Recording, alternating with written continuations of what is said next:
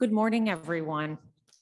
Thank you so much for joining us today. If you have an opportunity to take a seat and get comfortable and get settled in, we are just thrilled to have you here.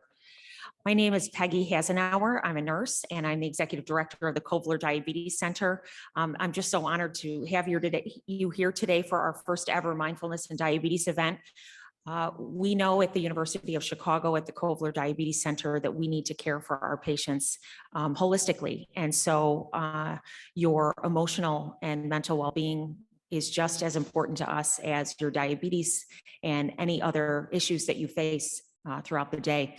Some of you are here today because you have diabetes, because you care for a loved one with diabetes, you are a healthcare provider, or you're a friend of the diabetes community. So all are welcome. And again, we're so happy to have you here. We have a fantastic lineup today that we're really proud of. We would not have been able to do this event with our own dear friend for more than 15 years now, going on 20 years, as I talked to Amy about today, Sam Tullman, who's joining us via Zoom today. I'll have him say hello in just a sec. But we really want to encourage you to embrace every aspect of this workshop. Stay for as long as you can, take breaks as needed. If you need to head outside, you may. Bathrooms are behind us, and we will also be serving lunch at about 11:30.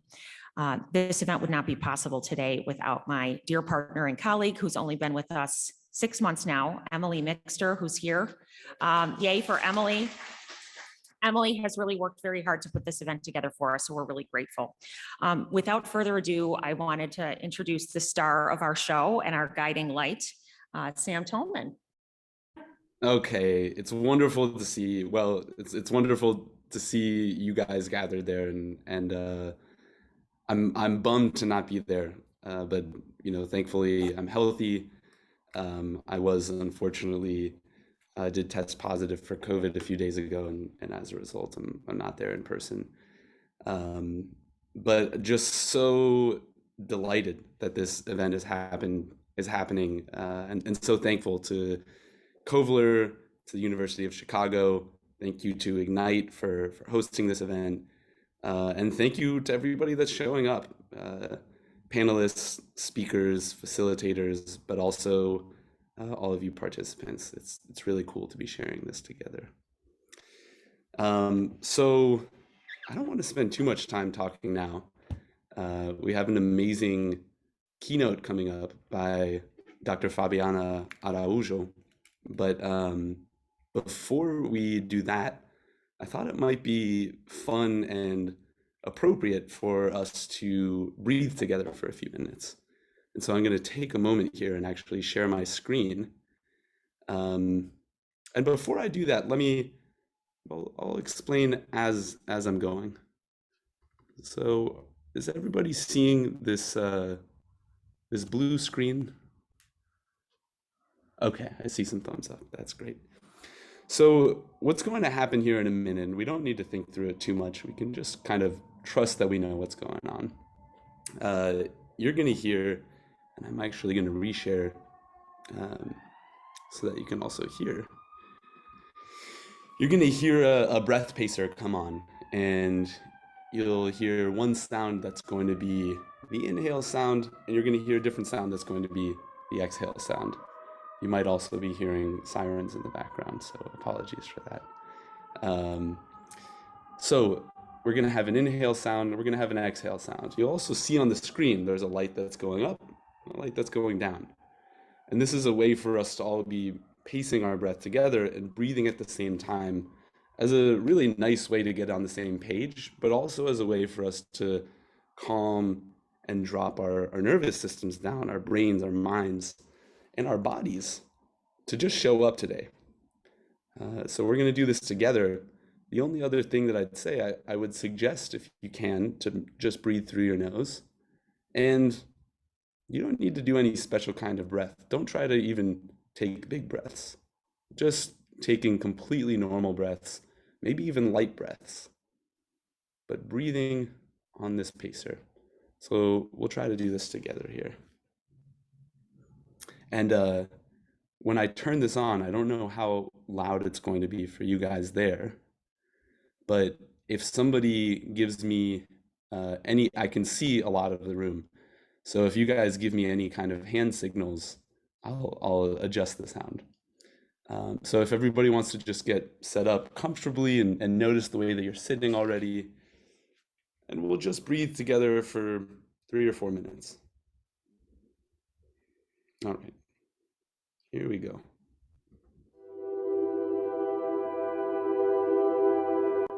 Are we hearing that okay? Okay, great. So this is the inhale, and that's the exhale. And we can just breathe as if there's a feather under your nose and you're breathing so lightly, you barely want to disturb it. Let's do that together for just 3 minutes.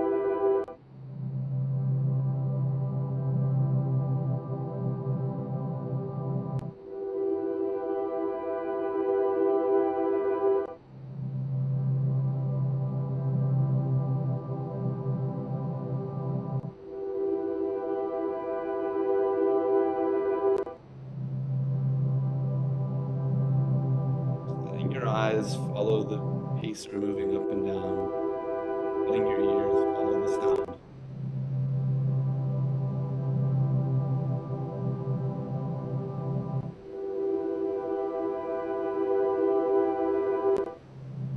Letting your body become a little more relaxed. You just breathe simply.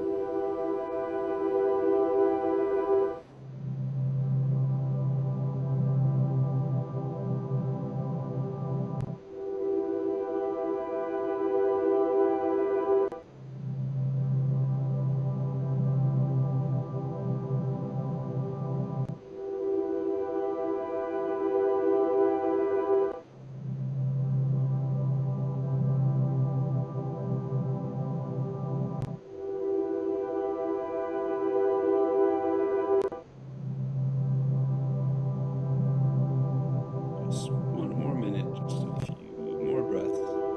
Really savoring it.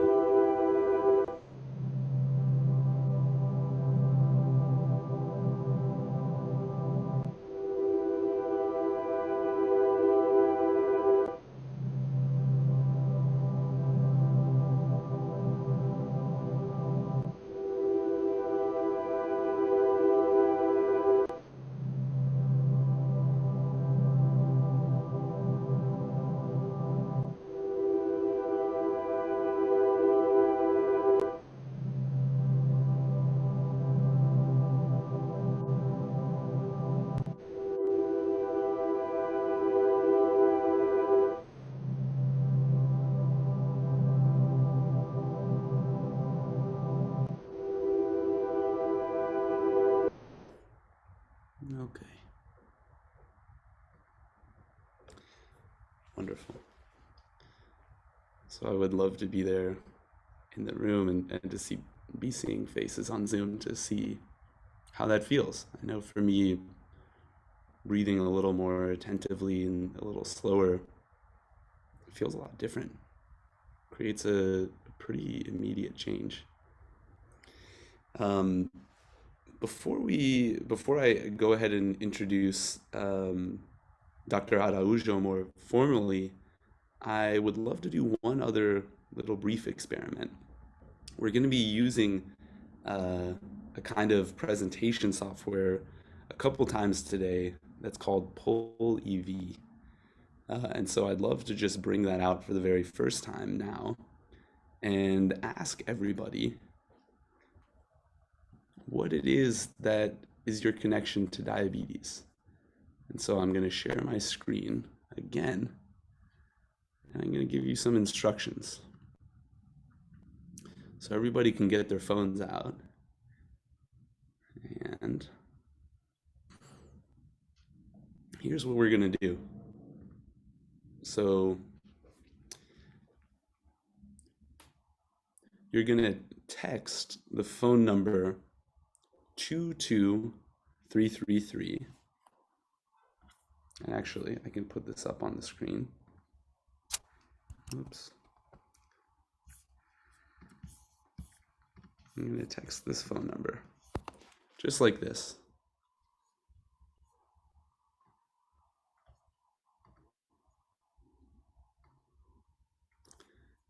You're going to text this phone number, 22333. You're going to text it Sam T033. And after you do that, you get to make a selection. And so if your main connection, or your first connection, perhaps we can say, because many of us have a lot of different connections, but if your first connection with diabetes is because you have diabetes, then you can text it after you do that first text 1 to that number. If your main connection is that you're treating people or serving people with type 1 or type 2 diabetes, then you can text it 2. And if you have a loved one or friend that's living with diabetes, you can text it 3. And you're probably already seeing that the screen is already changing and adapting based on our responses. So I'll give that a few moments. I'm actually going to text it myself too, so I can throw my ring in the hat, my hat in the ring.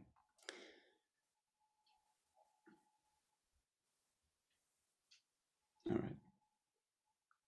We'll give it a few more moments.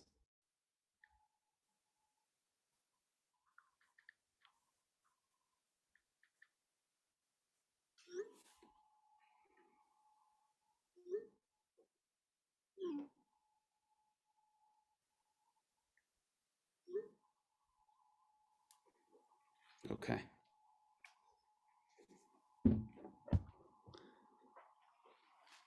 So I'm going to assume most people are probably already there. It's still shifting, and no worries if you're still doing it. I'll leave the screen up for a minute or two.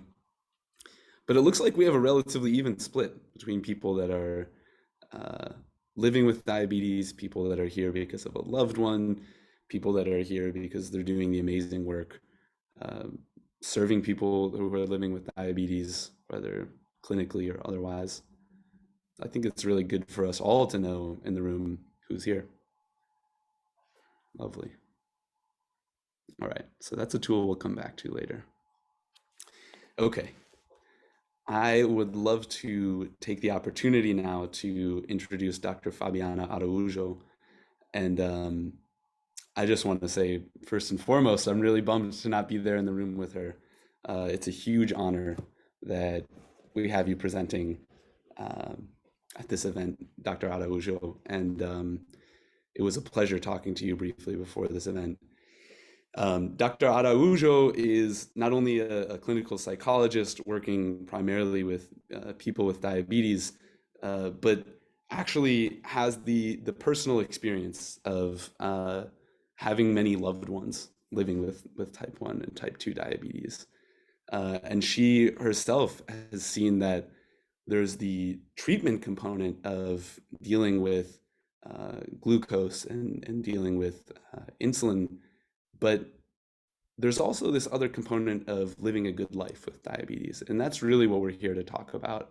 I was really just felt such a kindred spirit when we were discussing this earlier. And I'm so grateful that you're here, Dr. Araujo, and so grateful for your work in the world. She's currently bringing mindfulness-based practice, mindfulness-based therapy, and also self-compassion work, which are all things that we'll get at today, into Kovler's and University of Chicago's work with people with diabetes.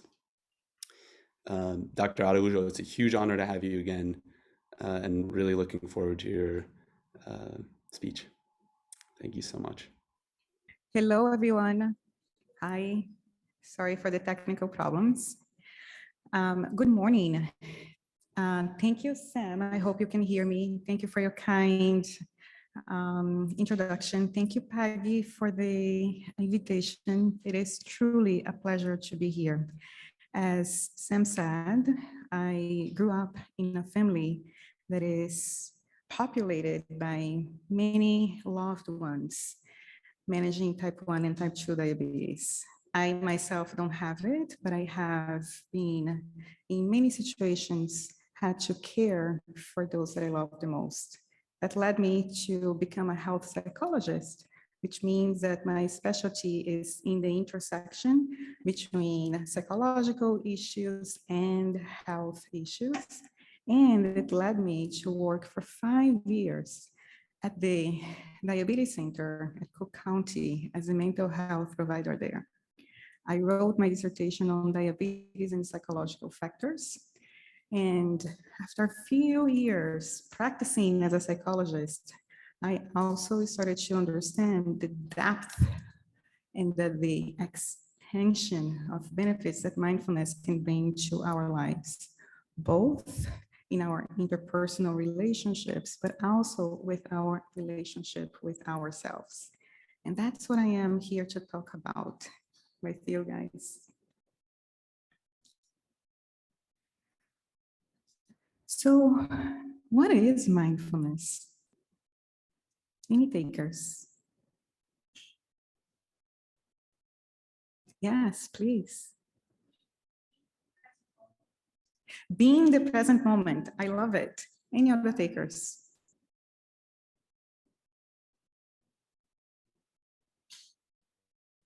Yes.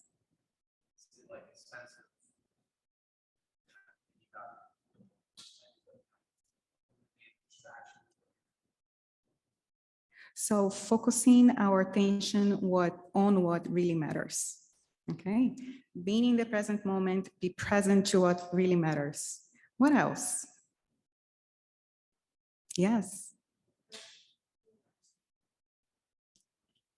Really being present to whatever is arising emotionally.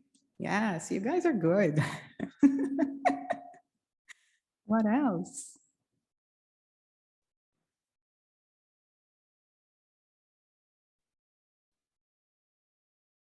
Any other takers? Yes.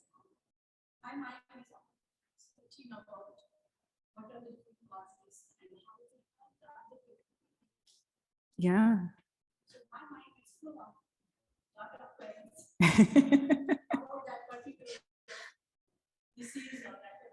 Yeah.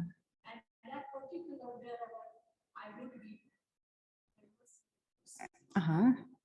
Yeah.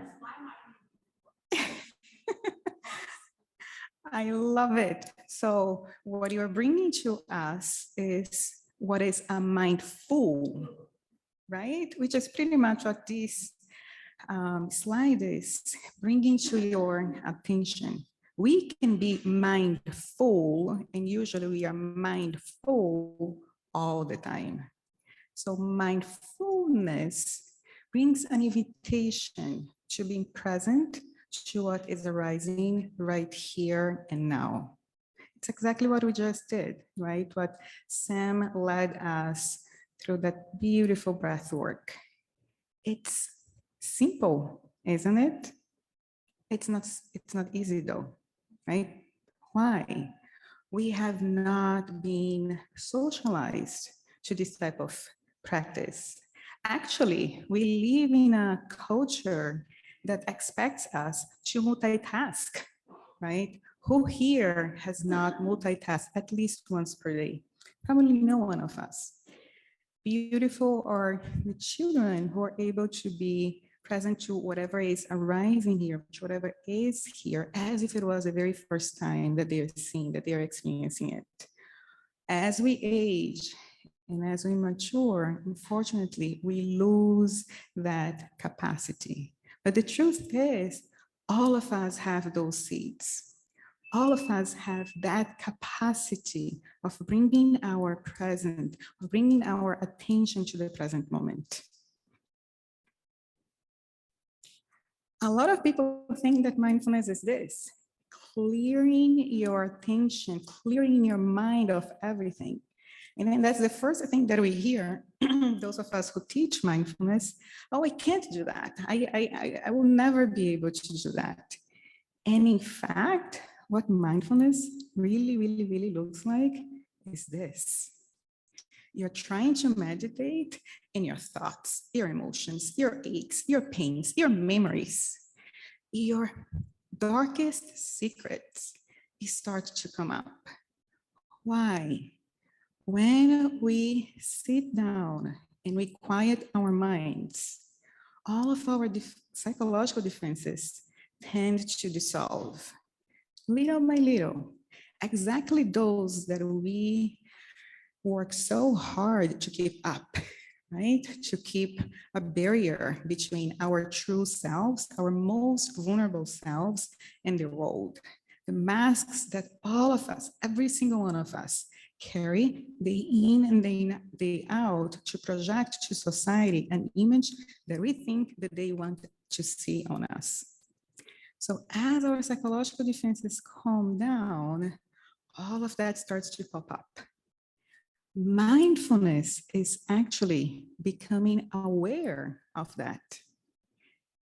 Once one of my most dearful meditation teachers told me, if you find yourself getting distracted 1,000 times as you're practicing, it only means that 1,000 times you brought your attention back to the present moment.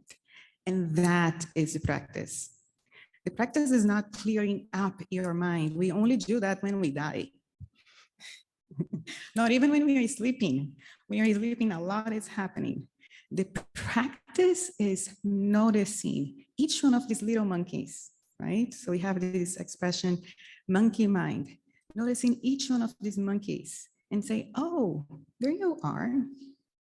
And the monkeys that are the biggest ones, the monkeys that are the fastest ones, the monkeys that are the dearest ones are the ones that we need to welcome the most. Those are the ones that we fear. Those are the ones that we struggle to live with. Right? I could mention many, many, many of them. Today, I will probably highlight our self-critical voice. Many of us, most of us, have a very high self-critical voice. And as we learn to meditate, that self-critical voice will never go away. And we need it, right? To be successful, to do our best, to be mindful of others, right? To be also self-critical when it's appropriate.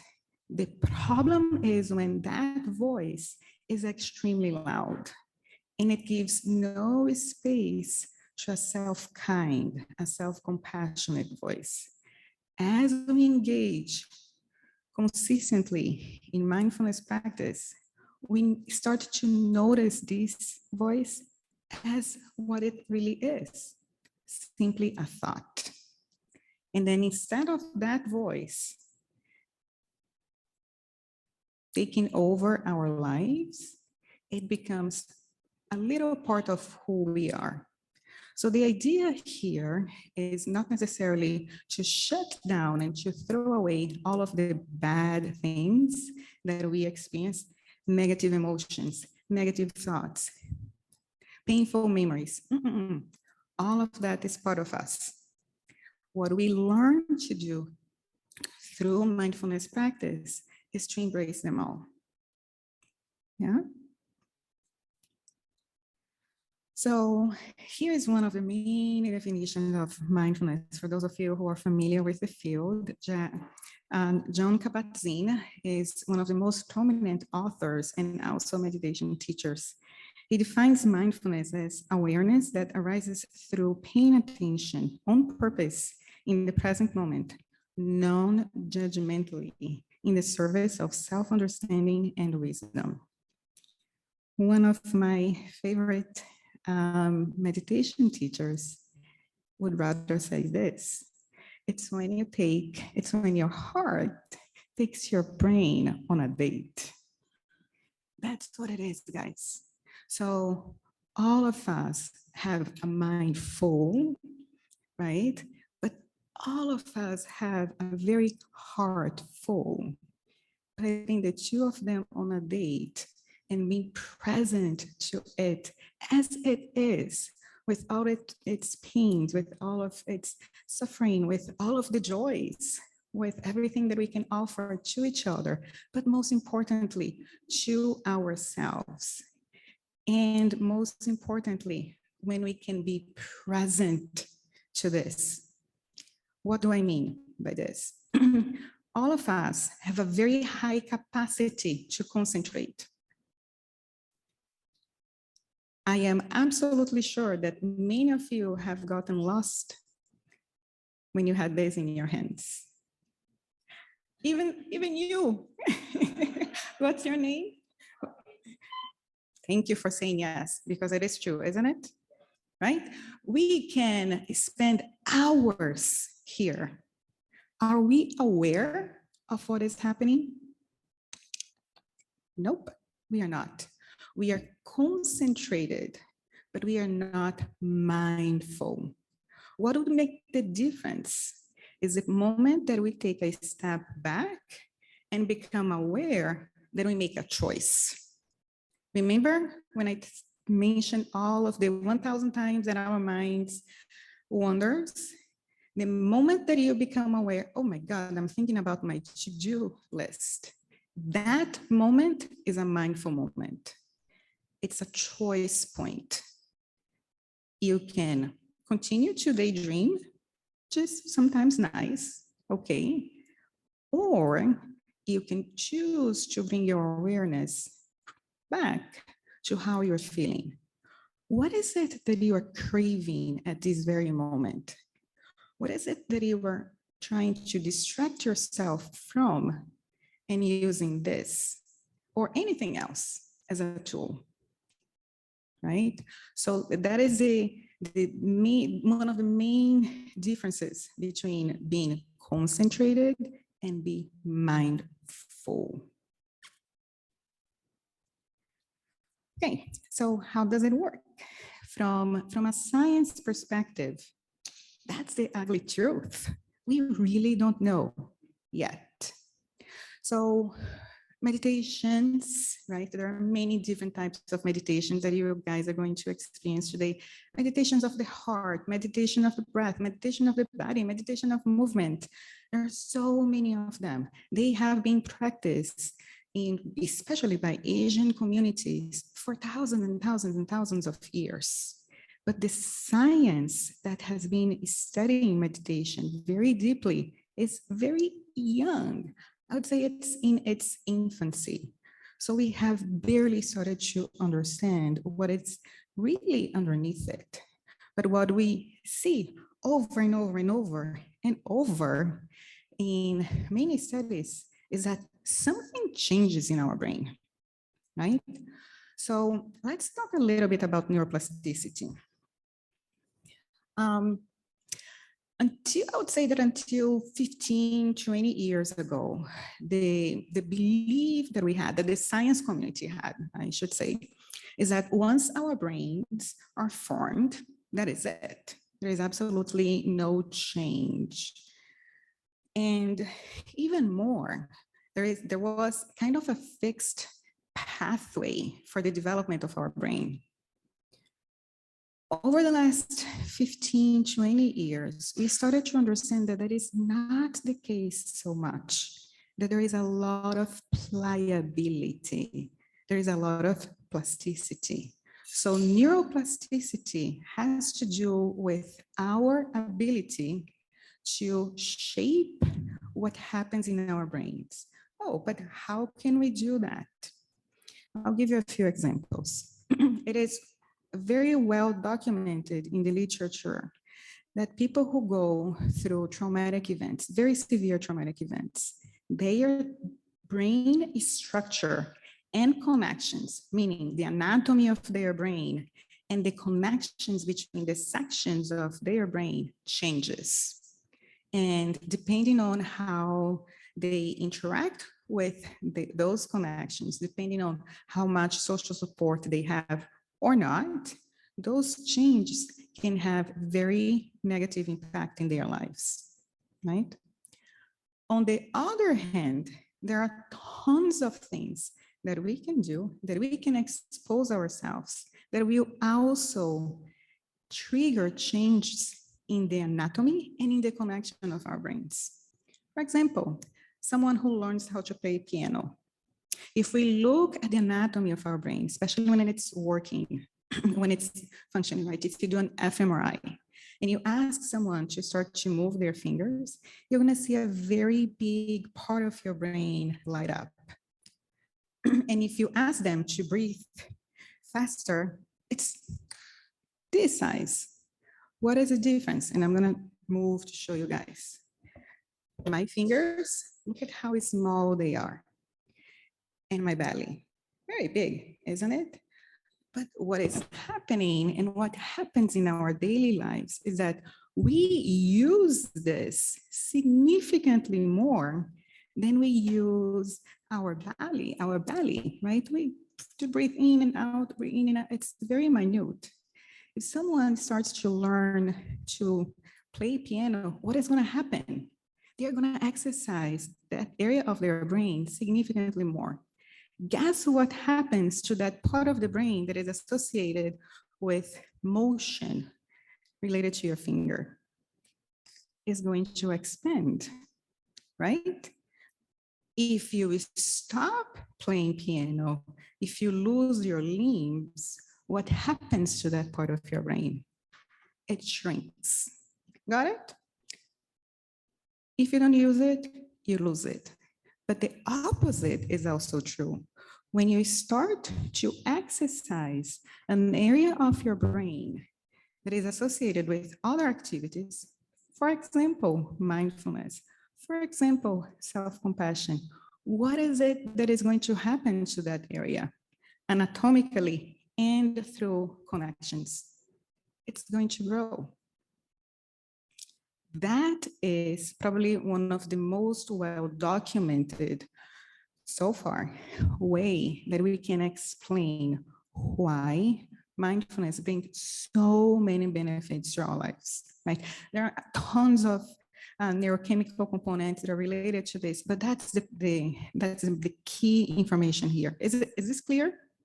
Yeah? Okay. Yes, please. Love questions.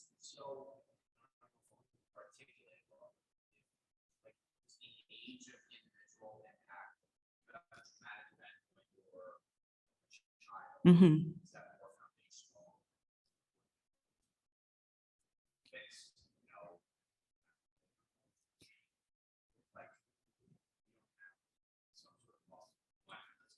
Yeah.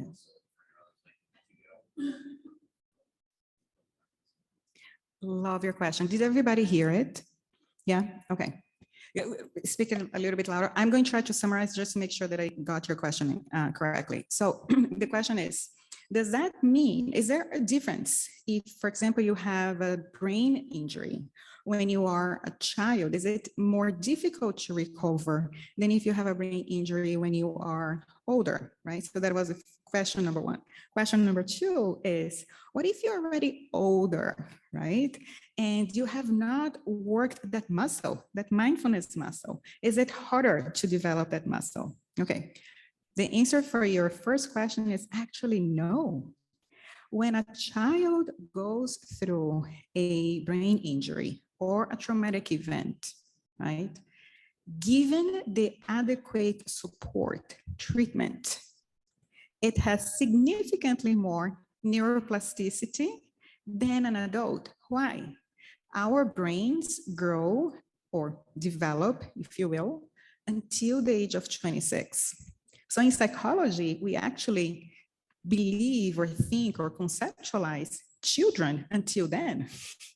Isn't it insane? But that's how we think. Their brains are still developing until the age of 26. Sadly, some never completely develop. Yeah, but that's a side note. But does it make sense? So then because there is still so much more plasticity in a child's brain, so their ability to recover from a brain injury is significantly bigger. It doesn't mean that there are some of them that will leave very significant sequelae, yes, they will definitely exist, but they are much better off than an adult. Okay, now, the answer to the second question is a little bit trickier, and it will all depend on how much you invest. So that is kind of related to what I am going to say throughout the end of the presentation. But let me highlight this. All of the studies that we have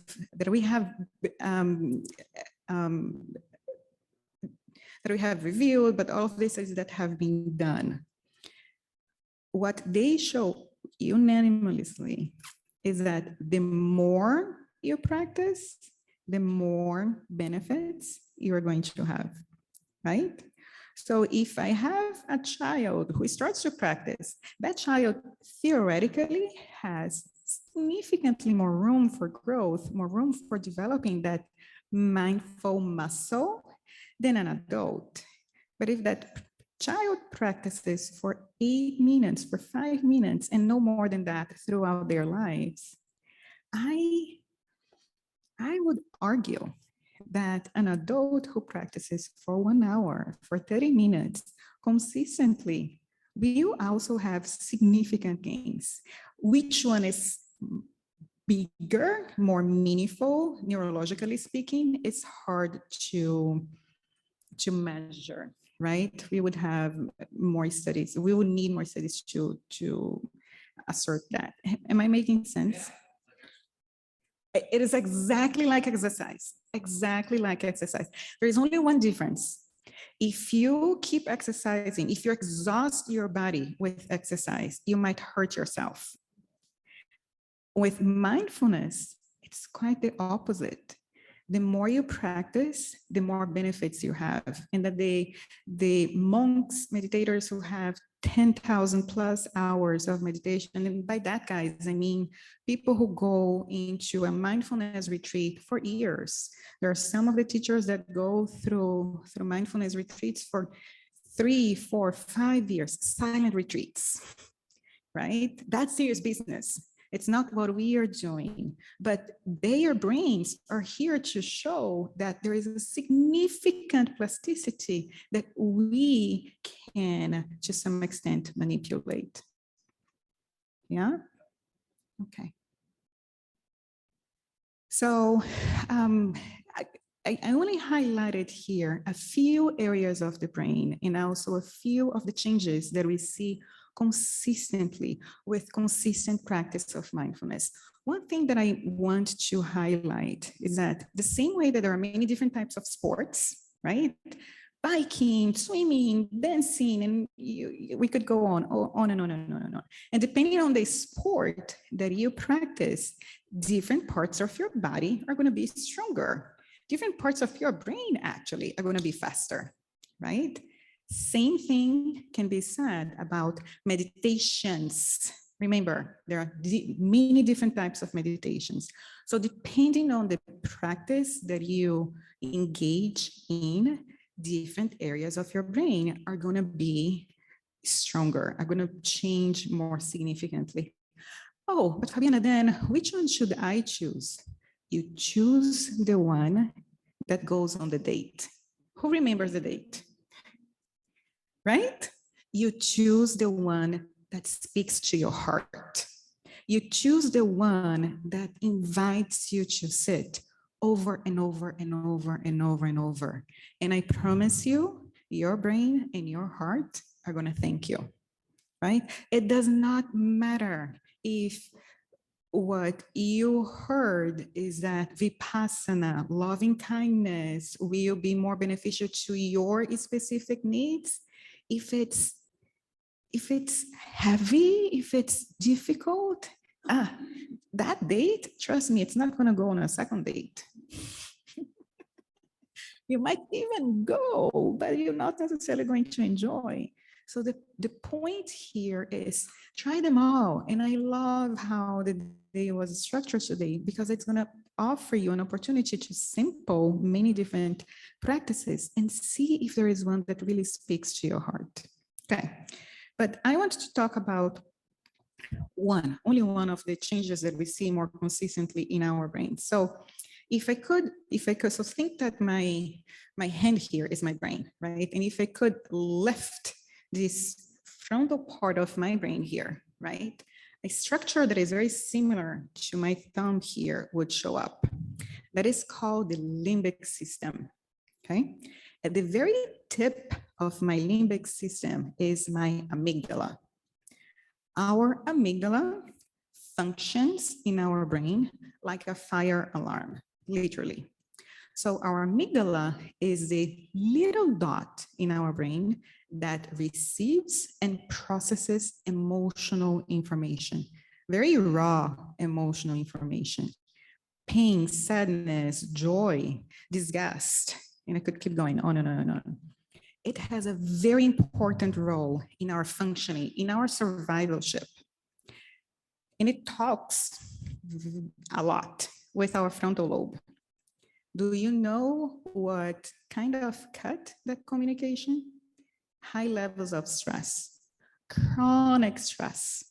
Have you heard of this? Maybe not, right? So chronic stress, right, really prevents the amygdala and the frontal lobe to talk and make a decision together.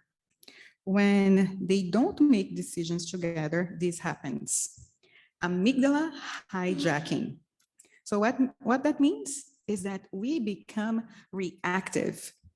A situation arises, we react, we don't even think. We already did, right? Remember all those times that you said things that by the time that you were done, you wish you had not opened your mouth? Remember those times that you did things that same way. The moment that you were done, you felt embarrassed, or you knew that you hurt someone that you love the most. So as we start to meditate, going back to this very confusing slide here, what starts to happen is that the communication between the little dot that processes our emotions in our frontal lobe starts to become stronger. Remember, we use it, it grows, like exercise. We don't use it, it goes away. So as we meditate, and this is true to all types of meditations. This specific connection is true to all of them. The connection between the amygdala or our limbic system and the part of our brain that makes us humans, that helps us think and respond rather than react, becomes stronger. What does that have to do with diabetes? Anything?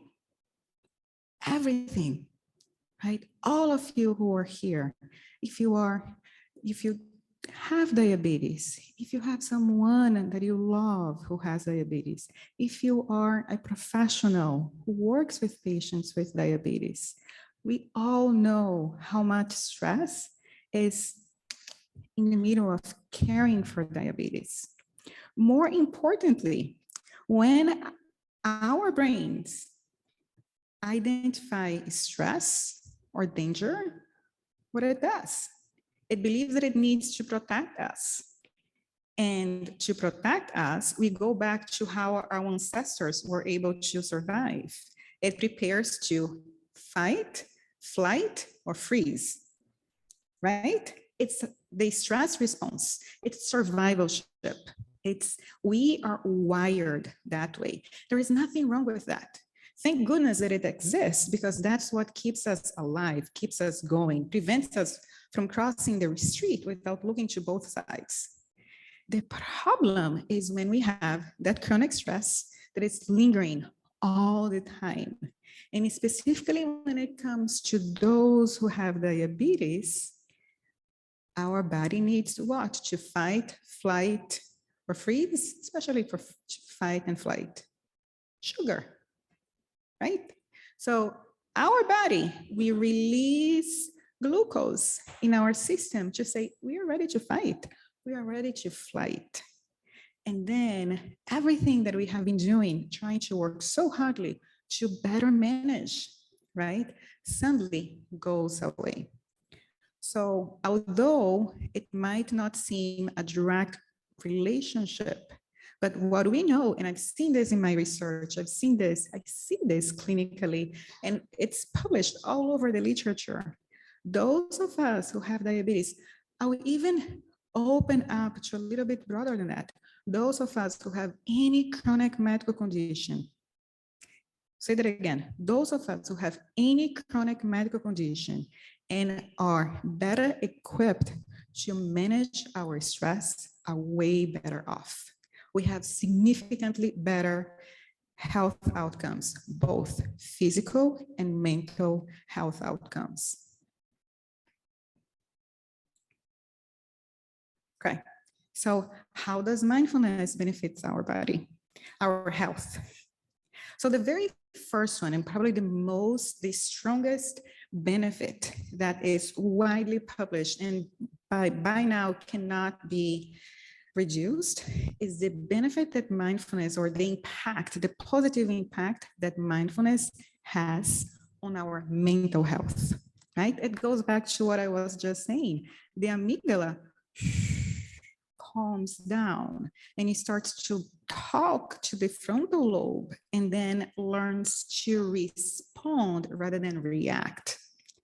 And we could stay here the whole day for me to help you understand the connection between that and depression and anxiety. But basically, that's what happens. Most importantly, cognitively, from a cognitive functioning perspective, people who have depression, cognitively, they go to the past and they think about what went wrong. And what do? They bring it back to the present. And they chew on it, and they think again, and they think again, and yet once time again. Those who have anxiety, they go to the future. They are anticipating what is going to happen in the future. And many times they're anticipating the worst case scenario. They are catastrophizing past and future, where neither one of them is. Right here, right now, right? So as we start to train our brains, it is a brain training. As we start to train our brains to become aware of these cognitive patterns and bring our awareness over and over and over. And remember, the practice is, got distracted, come back here. Got this, come back here. Thinking about it, come back here. Worrying about it, come back here. As we are training our brain to do this over and over and over, we are shutting down or weakening the connections in our brains that support depression and anxiety. So this is probably, not probably, but it's for sure the strongest evidence that we have of the benefits of mindfulness in our health. So it's from a mental health perspective.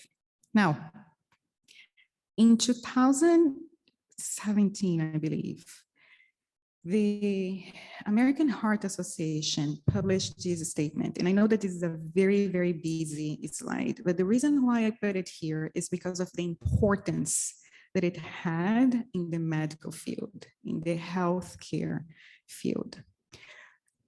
All of these people that you are seeing here are highly specialized in what they do. Most of them are heart doctors. There is one of them that I wanted to call your attention to. Richard Davidson is the very last name on the top list. He is by far the most knowledgeable person on earth today alive when it comes to mindfulness research. His research started 25 years ago per the direct request of the Dalai Lama. And since then, it's beautiful. I highly recommend you guys to look him up.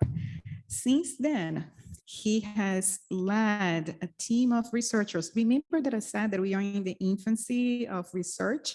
He is the dad, maybe the granddad or great granddad by now, right? It is amazing the research that he does, the resources that he has, and what he has shown us that happens with our brains with mindfulness. So the fact that the American Heart Association made an official statement, and they do not do it lightly, is stating that mindfulness should be considered a adjunct treatment or resource in the treatment of cardiovascular diseases, of diabetes. Diabetes is here too, right? Or glucose control, smoking cessation, hypertension, and so on and so forth. That is solid, guys. And it brings to our community, to the community of healthcare providers, the assurance that we needed to continue to provide this type of intervention as a solid resource for patients and also for families. Okay. So there are many different ways that specifically when it comes to patients with diabetes, that mindfulness can bring support. The first one we have already talked about, which is the psychological benefit. The second one, before I go straight to biological benefits, is what happens here. Remember that I said that we learn to respond rather than react. And remember that we take our heart and our brain on a date. Imagine putting that together and bringing that to all of your interpersonal relationships. How different that would be. And that is exactly what happens. So we see that over and over and over as parents learn to better parents, as husbands and wives learn to be better partners, as co-workers learn to be better colleagues. So one of the many initiatives that I lead at the hospital is training our healthcare workers on many different techniques on mindfulness, more specifically self-compassion. And it's beautiful to see how they come on the first day and how they see their change over 6 weeks and how they mention that their colleagues have mentioned, there is something different with you. There's something kinder about you. So can you imagine the impact that we would have on the world if we brought more kindness? Simply because we are more present to each other and not afraid of being present to what hurts. From a biological perspective, there is still a lot to be known. There are a lot of studies that have shown reduction in glucose as people engage in mindfulness consistently, right? It's not only one day and done.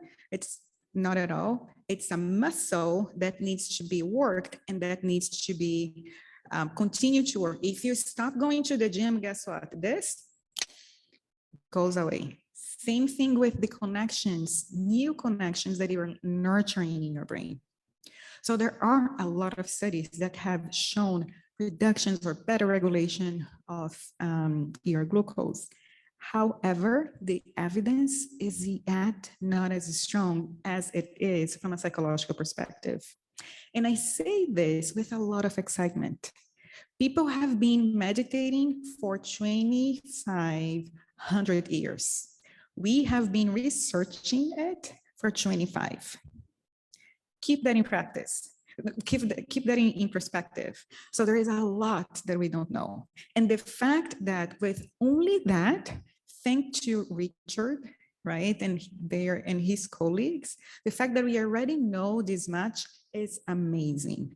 And the fact that there is already an indication that practicing mindfulness, yes, will help you better regulate your glucose, your high blood pressure, reduce your chances to stroke is significant. Okay, so I have 5 minutes. In summary, nurturing mindful self-compassionate brain can lead you to all of these benefits. Reduce anxiety and depression, progressive muscle relaxation, reduce blood pressure and heart rate variability, and better regulation of your glucose. There is no other way, guys. Zero. I have yet to find something that will give me stronger muscles other than lifting some weight.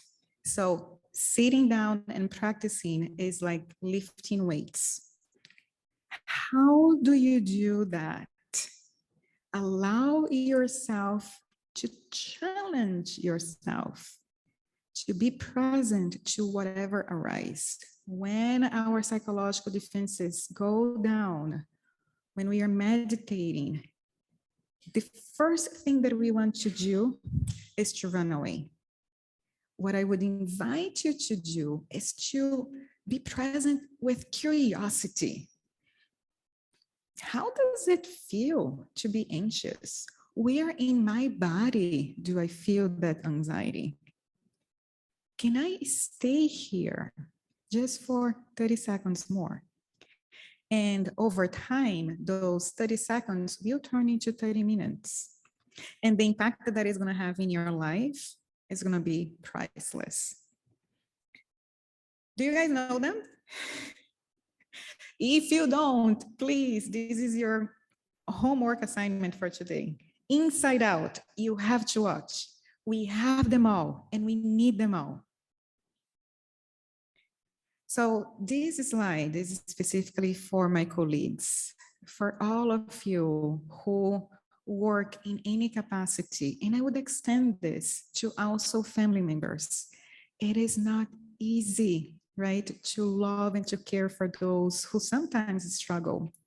But to be able to be compassionate towards others, you need to first nourish your own compassion. And to finalize, I'm going to leave you with this poem, The Guest House. This being human is a guest house.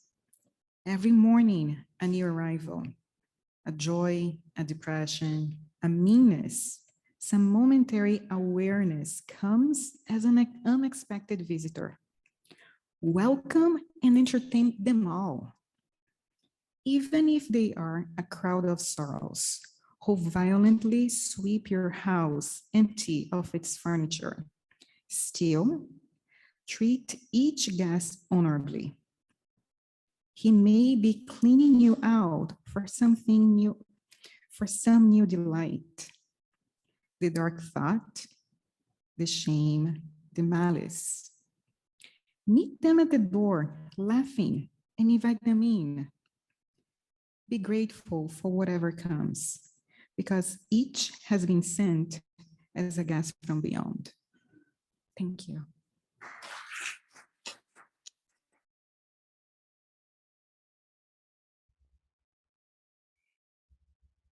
There's Sam. All right, go ahead. Everyone can see you now, and we'll pan back so that you can see the rest of the crew. Lovely. Lovely. Dr. Araujo, thank you so much for that incredible presentation. I was kind of trying to sum up like what are the greatest takeaways for me for this, and it was difficult because each slide I was like, oh my gosh, that's an amazing way that I haven't thought about it. I was so delighted by that metaphor of your heart and brain taking a date together, and figuring out how you make them go on multiple dates and have a nice relationship, which is so important. And I love that you pointed out that, thank you. And I love that you pointed out that today we get to have a little sampling and figure out, which relationship between the heart and brain is working.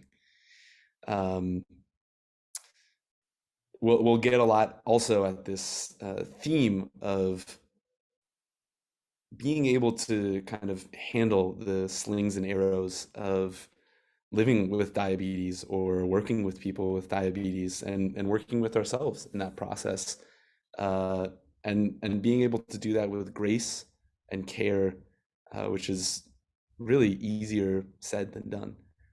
But today, hopefully, we'll be able to do a little bit of practice to start changing the brain to orient it towards being able to do that a little more easily.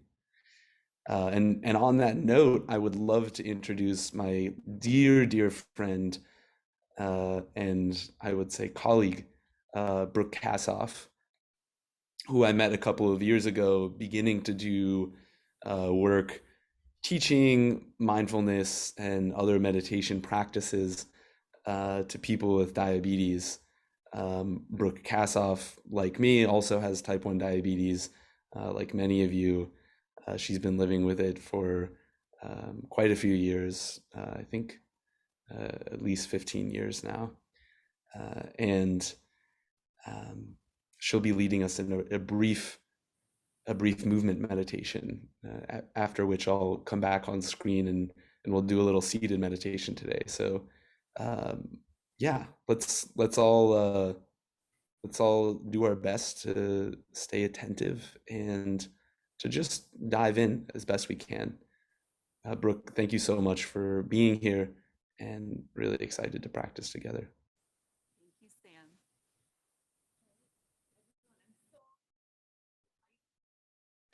And Brooke, we're not hearing you so well over here on the Zoom screen.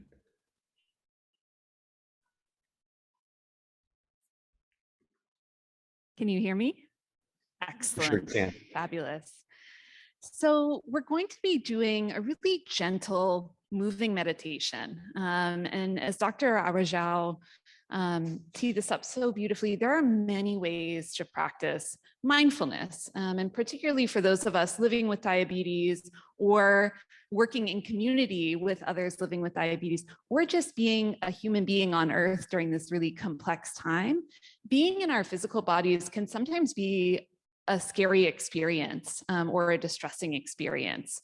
So doing kind of movement-based meditations can be one way to start to form a different kind of relationship with your physical body. And so for this practice, I invite you, if you would like to stand up for it, you can. If it would be more comfortable, you're also welcome to stay seated. The practice will be beautiful either way. And I'm going to take off my shoes. To begin, just come into a standing position. And if you'd like, you can place a hand on your belly and a hand to your heart. And this is really going to be a practice about connecting with our center. And so if you like, I invite you to close your eyes, or you can look down towards the ground softly and just notice the physical sensation of your body as it breathes.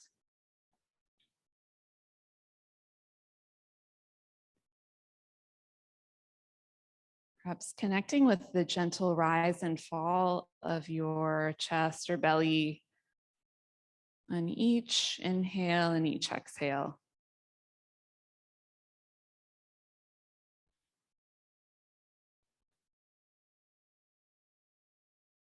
And while we'll be practicing with our physical center during this practice, we can also think about our center as one that's connected with our values, connected with what's most important to us. And so taking a moment to see if you can connect with an aspect of your life that's most important to you, or perhaps a value or quality that you have the opportunity to cultivate through your relationship to diabetes or to the loved ones or patients that you provide care for. Perhaps it's compassion, resilience, strength, respect, kindness.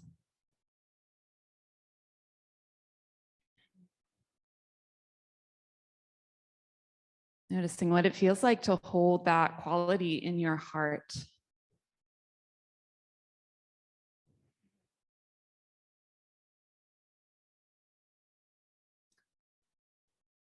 Whenever you're ready, I invite you to gently open your eyes and bring your hands to your heart center. And we're going to be doing a short practice known as connection breath, which I think is especially special when we're in community, especially with those that share similar experiences to us. And this is a 3-part breath or 6-part breath. And so on our inhale, draw your hands down, reaching for the quality that you most want to embody in this moment. And on your exhale, drawing that quality back to your own heart. And on your inhale, expanding your arms to your side, imagining that you are reaching for your community, and on your exhale, drawing that community back to your own heart center. And on your inhale, reaching towards the sky, imagining that you can offer up that beautiful quality that's at your heart center to the world and pass it around to everyone, bringing your hands back to your own heart. And we'll do this again a few more times. So on your inhale, reaching up, collecting all of that beautiful quality from around the world. And on your own exhale, drawing it back into your heart. On your inhale, extending your arms wide. And on your exhale, bringing your hands back to your heart. And on your inhale, reaching towards the sky, all the way around. On your exhale, bringing your hands back to heart center.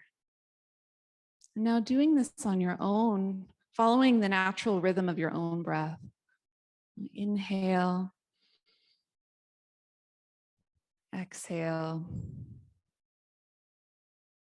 inhale, exhale, inhale, exhale, inhale, exhale, inhale, exhale, inhale, exhale. Letting your own breath be your guide for just one more round.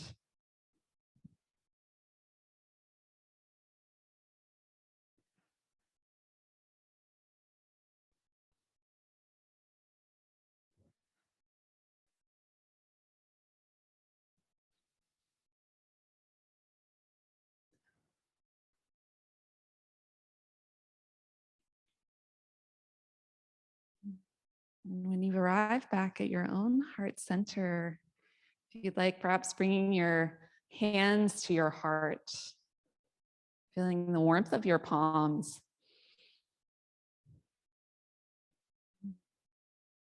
And with eyes closed or gently gazing at the floor below you, seeing if you can feel into the soles of your feet, feeling into the connection with the earth underneath you, feeling into the support of this earth, this connection which has been with you throughout your entire life. That can never be undone.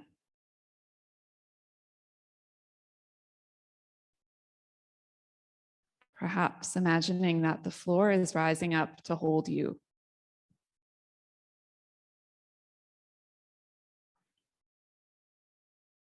And feeling into the sensation of this support from the earth, from the outside in.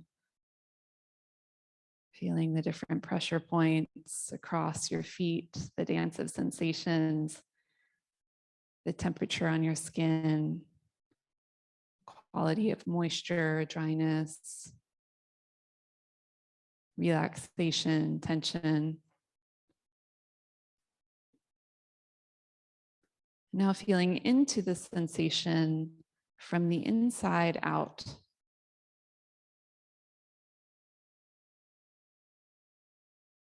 How does it feel? What do you notice?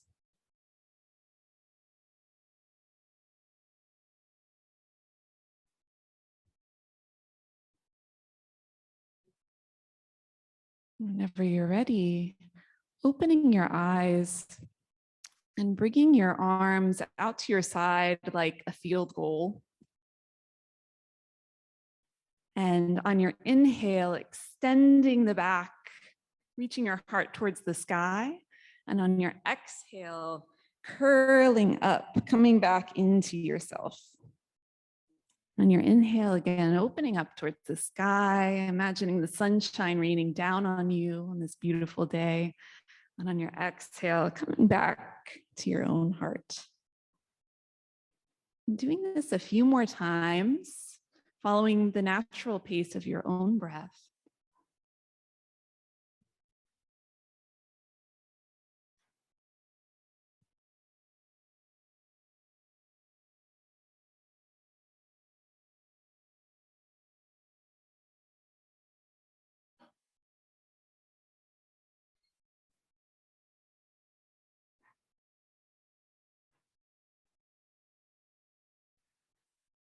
And on your next inhale, raising your arms up towards the sky, reaching, feeling the extension up each and every vertebra in the spine.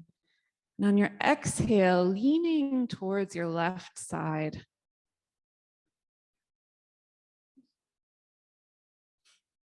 On your inhale, extending back, arms towards the sky. And on your exhale, leaning towards the right side.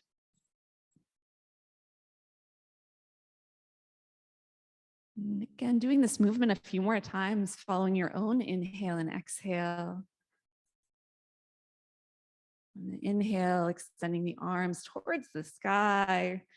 And on your exhale, raining it down to either side.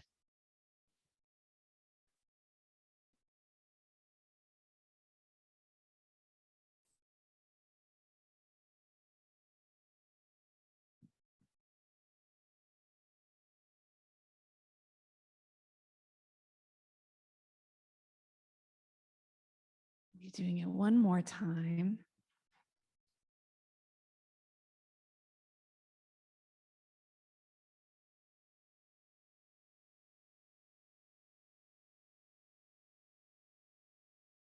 And on your next inhale, letting the arms fall to your side. Resting again, noticing how the body has responded to those movements. Noticing any changes in your breath, how you feel. And on your next inhale, extending the arms up towards the sky one more time. And on your inhale, or on your exhale, twisting towards your right hand side, bringing your elbows down into field goal arms again. On your inhale, coming back to center, arms extended. On your exhale, twisting towards the other side.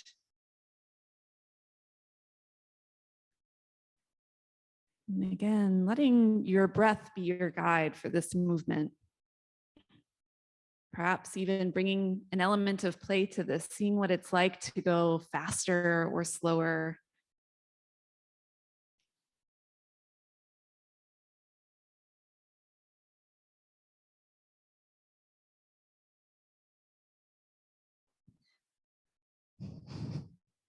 Noticing if the arms begin to feel a little tired, knowing you can always bring them back to your heart center. And after your next exhale, coming back to center. And if you're standing, I invite you to either hold on to a chair for a little bit of support if you need it, or just have it nearby. And we'll bring our hand to the knee of our right leg. And if you like, you can keep your big toe on the ground, or you can see what it's like to balance with your knee raised. And on your inhale, we'll extend the leg out to the side. On the exhale, bring it back to center. Inhaling to the side, exhaling to center. And this one more time, seeing if you can reconnect with your center, again, both physical and in terms of values, and bringing the foot back to rest on the ground. And next, again, raising up on your big toe of your right foot and seeing if you can bring the sole of your right foot to the inside of your shin, or if it's more comfortable, to the inside of your thigh. And if you prefer to try this in a chair, you can also do this while seated. So bringing the leg out to the side. And it may be helpful to find a point that you can rest your attention on in the room. It could be a light, it could be this chair. It can help with balance. Now bringing your hands to your heart center, again, connecting with your physical center, your core, this place of stability. And also connecting with that value or quality that you hold dear. In the turmoil of life's challenges, what is it that you come back to that can give you a sense of stability? And on your exhale, bringing the foot back to the floor, resting a moment. On your next inhale, we'll repeat that sequence on the other side. So bringing the weight of the left foot to the floor, or you can draw your knee into the palm of your hand. And on your inhale, extending the knee out to the side, exhale to center.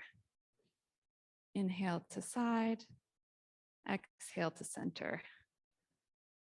Doing this one or two more times. And bringing the foot back to the earth and coming into our tree pose, as it's known in yoga. So bringing the sole of the left foot to the inside of the shin or the thigh. Bringing your hands to heart center. And if you'd like to try the really advanced version of this pose, you can try lifting the corners of your lips towards the sky.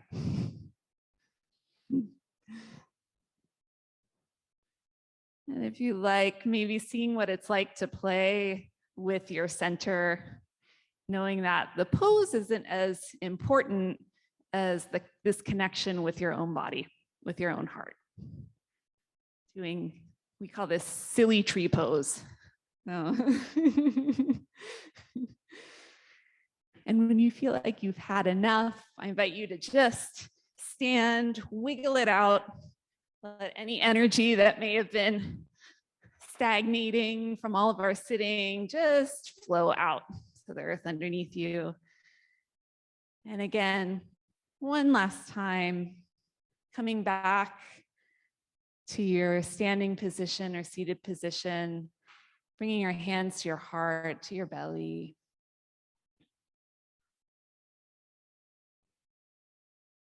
Scanning your body, scanning your mind, seeing if you notice any difference in how you're feeling now compared to when we began this practice.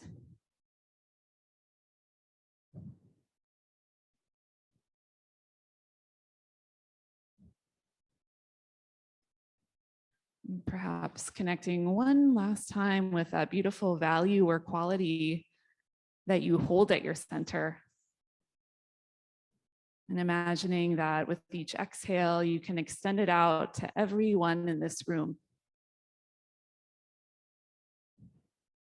Everyone here who shares this experience of diabetes, of living with it, managing it with you.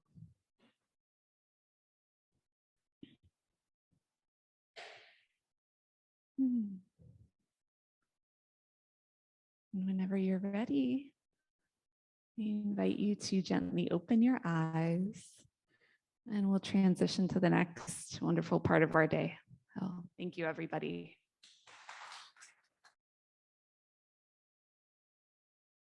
Brooke, thank you so much for that practice. That was delightful. Um, Wonderful. Well, we're going to go right into the next part of the day, which is going to be just a brief seated practice. I invite right now anybody, specifically anybody with diabetes, if you want to take a moment to do whatever you need to do in order to feel like you can leave your concerns about your blood sugar, perhaps checking your CGM or doing anything else that you need to do, to be able to leave that aside just for 15 minutes or so while we practice. As you're doing that, before we get started, I'm noticing that we're quite naturally a couple minutes behind schedule. And I'm just thinking about a story about a really famous Zen master who actually perhaps many of you have heard of. His name was Thich Nhat Hanh. He passed away recently. He was a really beautiful person. And he was quite busy. He was a very popular guy because of all of his amazing efforts. And so he often was running behind because he had many people that were trying to see him. And he made it a point, no matter what, he never rushed. He never rushed. He never ran from one appointment to the next. He always walked. He always appreciated exactly what was right in front of him, sometimes to the detriment of staying exactly on the hour. And so I hope we can do the same thing in that very same spirit of just saying, great, we're going to keep walking ahead. So wonderful. I'm assuming those who have tested their blood sugar and done what they needed to do have done so, and we can begin a little practice now. I will just briefly encourage everybody to just notice how you're sitting. Brooke just did such a wonderful job helping us notice how we're standing and moving. But take a moment to just notice how your weight falls in your seat and where your neck is hanging over your body. If you want to rearrange any of that, this would be a good time to do that.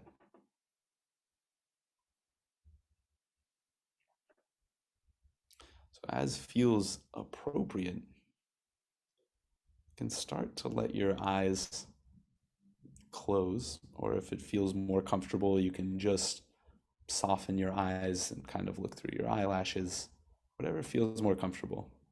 I'll probably close my eyes.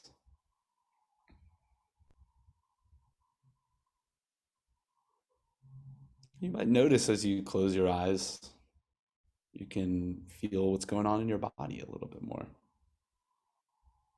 And let's just tune back into this matter of how we're sitting. I encourage you to just pay attention to that specifically for the next minute or so. I'm going to read a little quote to inspire our practice. The quote is by a teacher by the name of Pema Chodron. And she says, "Well-being of body is like a mountain. Many things happen on the mountain. It hails, the wind blows, it rains, it snows, the sun gets really hot, clouds pass above and to the sides, animals go to the bathroom on this mountain, and people do too. Some people leave litter, and others come later and clean it up. Many things come and go on this mountain, but the mountain just stays there. When we have really seen ourselves completely, there is a quietude, a calmness of body that is like a mountain. We don't get agitated or feel the need to scratch our itches, to fight with other people, or to run out of the room avoiding our problems. So just that same way, we're going to be inspired to practice like a mountain. And recognize that sometimes when we close our eyes to practice, we are agitated and we are uncomfortable. And we've got a lot going on, and that's completely okay too, because all we have to do is sit there like a mountain.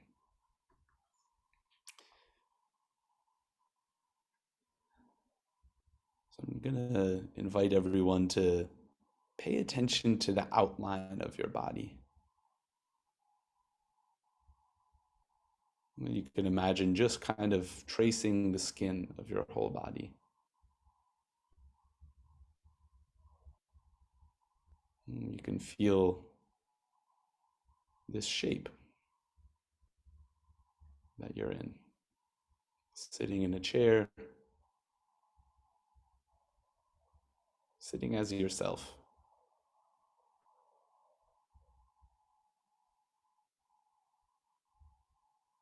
You might tune into the pull of gravity. Gravity is pulling all of us towards the center of the earth. And see if you can't just let it do its work a little bit more. Just soften and let gravity pull you down a little bit.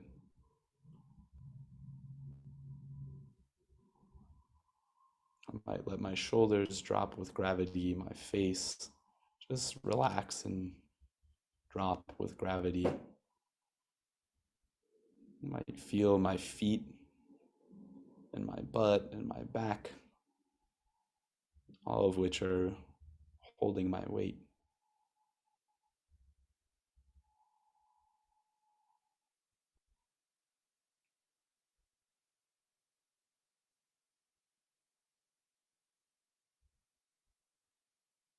Feeling this shape of our body,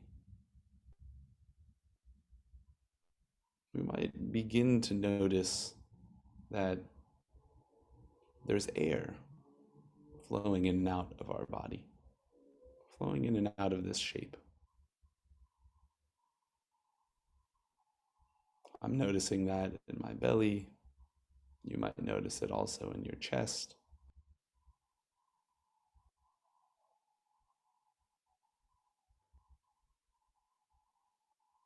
So now we have this structure of our body.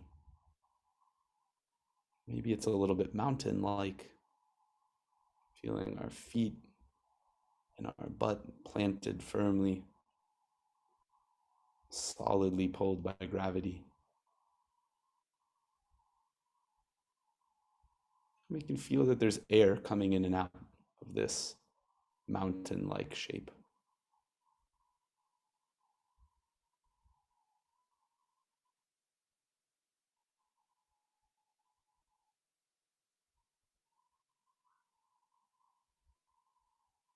If you like, you can count your breaths.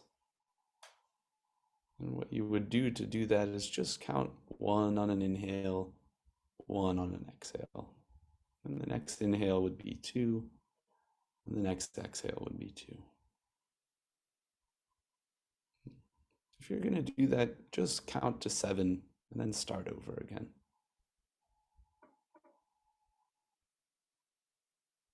But the whole time, keep in mind to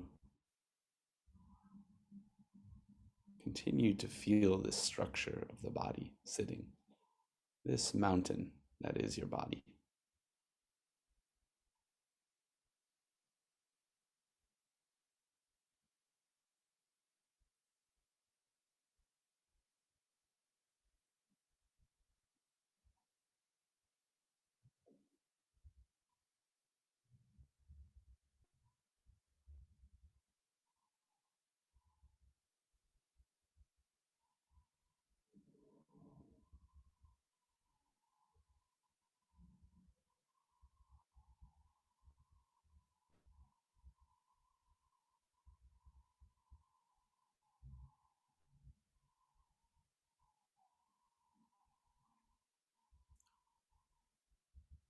So we're sitting here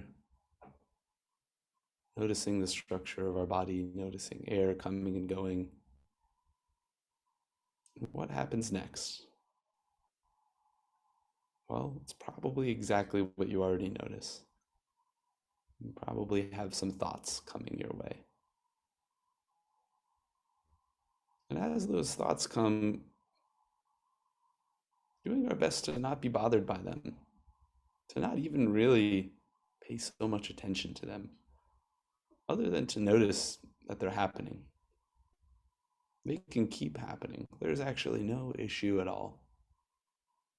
Just like the clouds pass overhead of the mountain, you can let these thoughts pass overhead and around you as you continue to notice that there's this mountain-like body structure that you have, and there's air coming and going.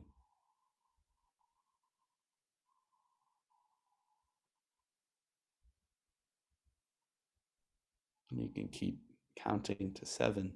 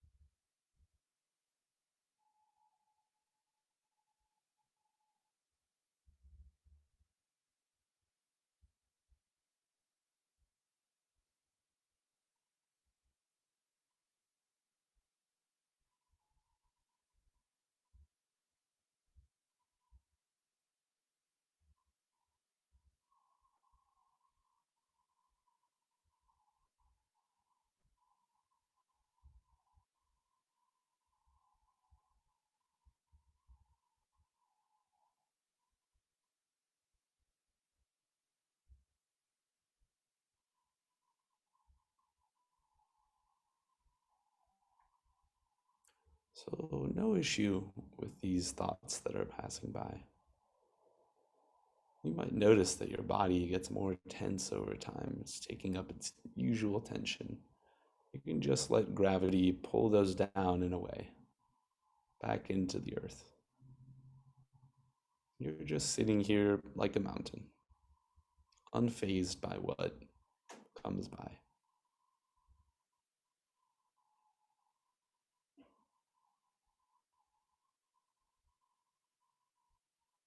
And continuing to just count to 7. Very simple. No rush getting to 7. You're just going to start back at 1.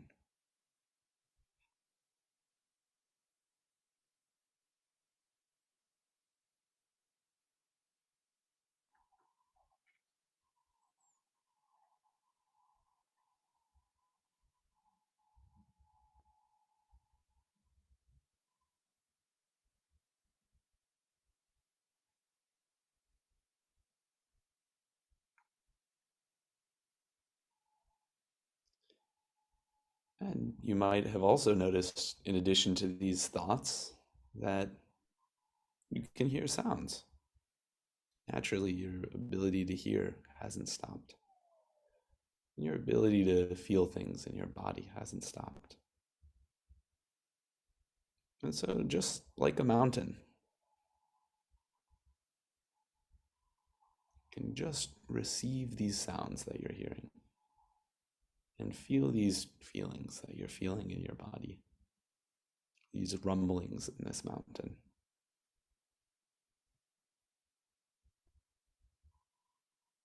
And if you like, you can continue counting to 7, or you can drop that and just hear what's around the mountain and feel what's going on inside the mountain.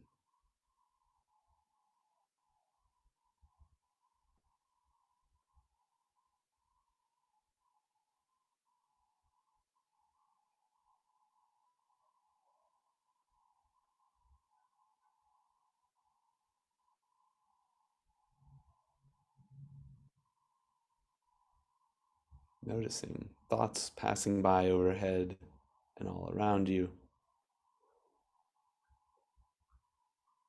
But those aren't you, they're just clouds.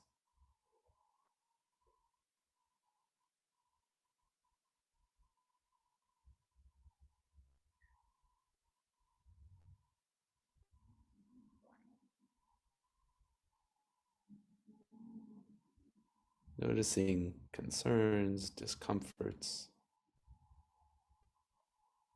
just allowing those to be around for long enough to soften. Being a steady, firm mountain, breathing and hearing and being alive.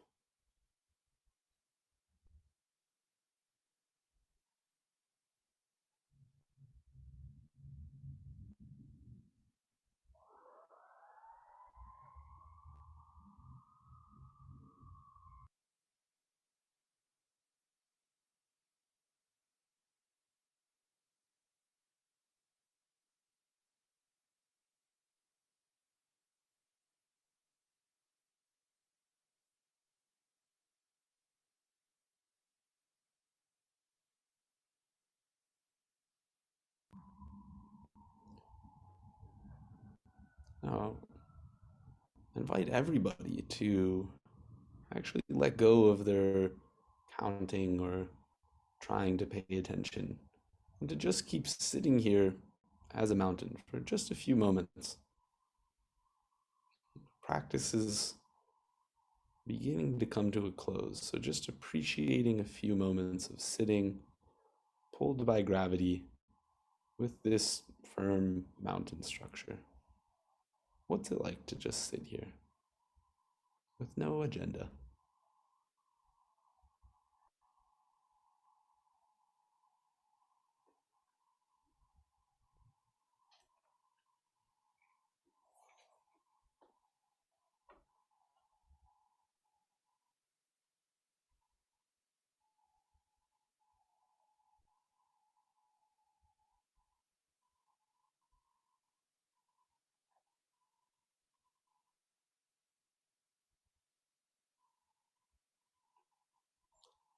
We're going to begin to close our practice now. The way we'll do that is just by considering one person to whom or for whom you hope your own practice and being here benefits. It could be yourself. Maybe you're considering yourself and hoping to benefit from being here, reduce some of your difficulties. Or it might be another person you care about. Just considering one person.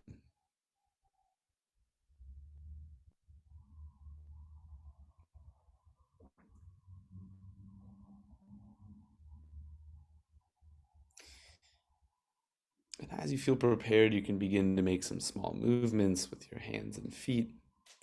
You can take in bigger, fuller breaths. Start to bring a little more oxygen to your body. And you can move around a little more, move around with your arms and shoulders and legs. And when you feel ready, you can open your eyes as well, if you haven't already.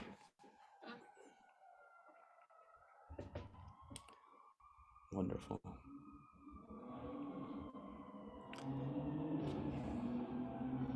It's delightful to practice together. I would love to hear what everybody's experience is like right now. And so I'm also going to go on mute in a minute if the sound gets louder on my end. But what I'd like to do is to try that poll EV thing again. And so I'm going to share my screen to give everybody the instructions. And you can get your phones out now. And hopefully you don't have any stressful texts coming out of meditation. So here we go. So we're going to try this again. And you're going to text that number 22333. You're going to text it all caps Sam T033. And then once you do that, you can respond anything. You don't need to respond 1, 2, or 3. You can just say in a word or two, or at most a sentence, what does this feel like now? Mm. Yeah.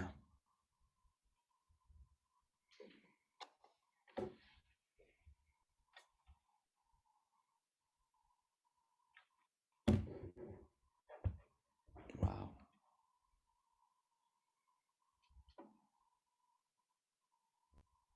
Wonderful. Calm and relaxed are getting bigger. So I'm seeing that a couple of people are putting that. I see some other wonderful ones.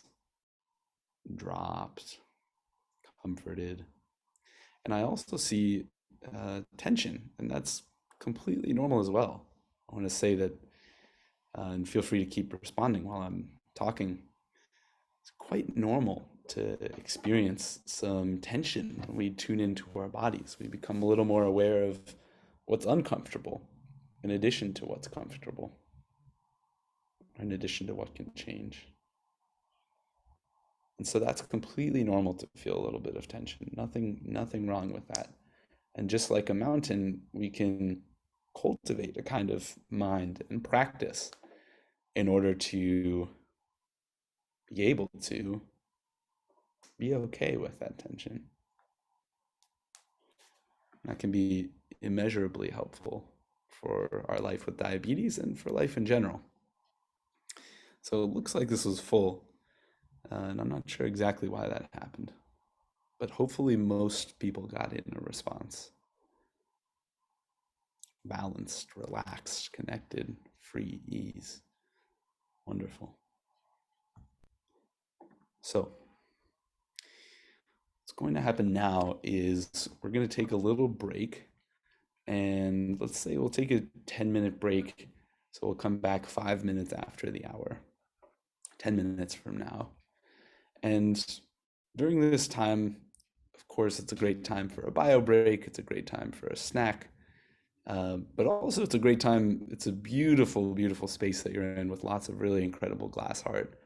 And I encourage everybody to, as able and as appropriate, really take a moment to appreciate what's around you and not lose this connection with your body that we started to cultivate with Brooke, and hopefully we continued while sitting, but to really feel what it feels like to have a body that's going about and doing these things, that's having a snack, that's looking at things that are really exciting and cool. It's being curious about a new environment. So we'll take a 10-minute break, and ideally keeping talking to a minimum, but talk as necessary, and appreciating the space for a few minutes. And when we come back, we'll go right into another meditation practice led by another dear friend and colleague, Peter Friedfeld, and he'll explain that when it comes up. And for the AV team, you can keep my screen up as well for that time. All right, have a great break, everybody. Okay, everybody, we're going to begin to transition to our next practice. So begin, if you can, to make your way back to the main room. Or if you're sitting outside in the sun, to begin to take a seat.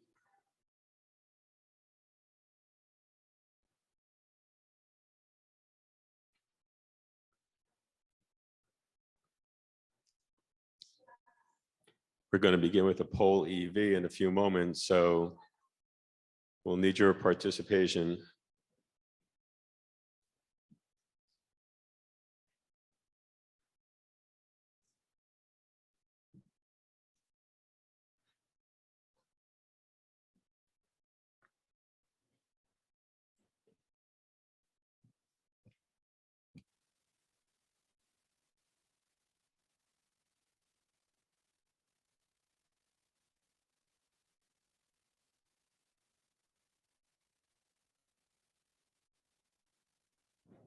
Okay, it looks like we have some folks joining the outside sunshine.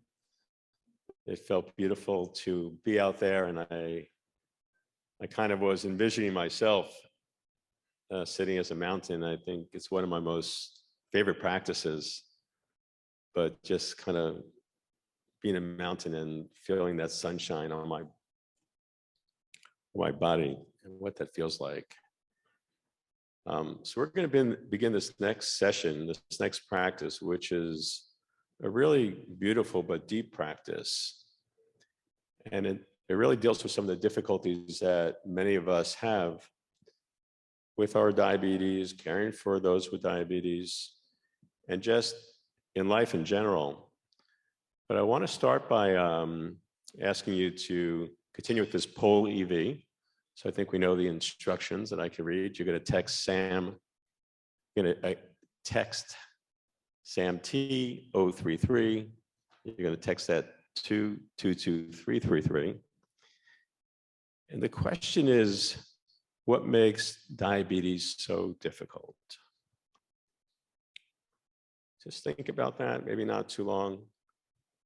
Feel free to put some words in there. What makes diabetes so difficult?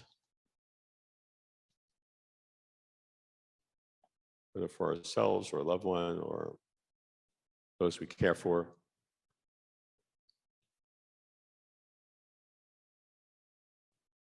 Word that always comes up when we do this is unpredictable. And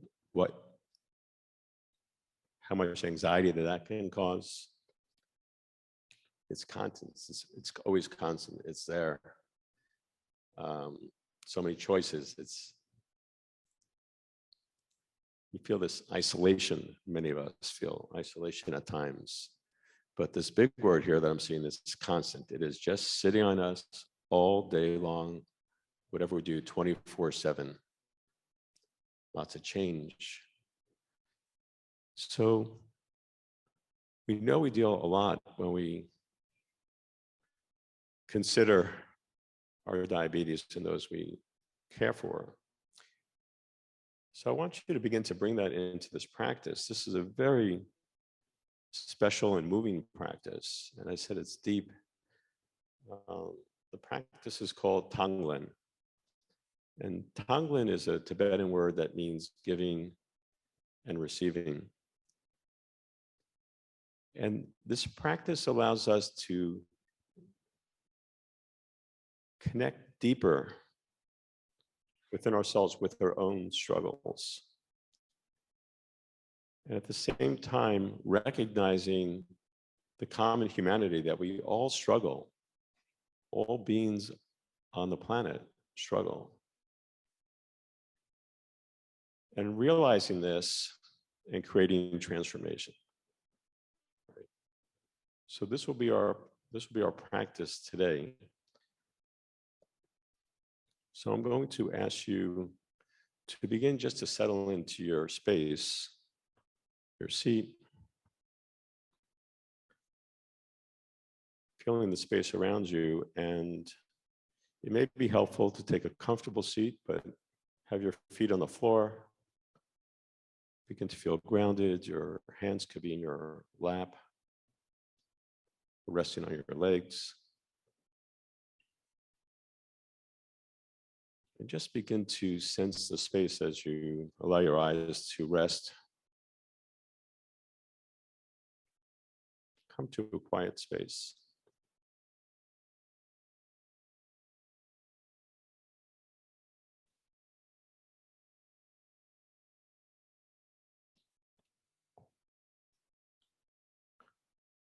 You feel the breath entering your body and just feeling the spaciousness of this breath as it enters and fills you and leaves.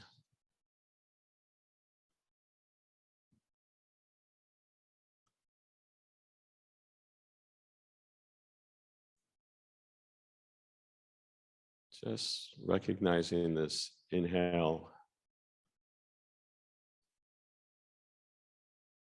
and the exhale.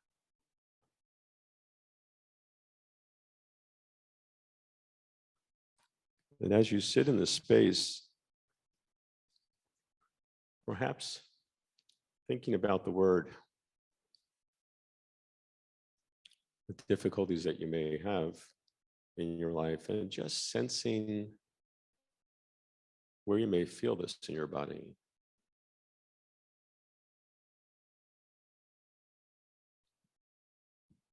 Can you connect with any feeling at all relating to these difficulties, these struggles?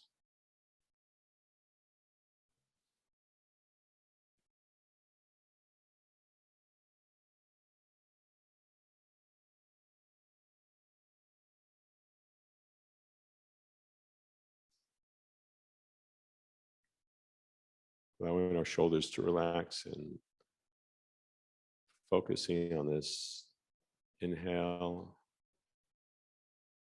and exhale.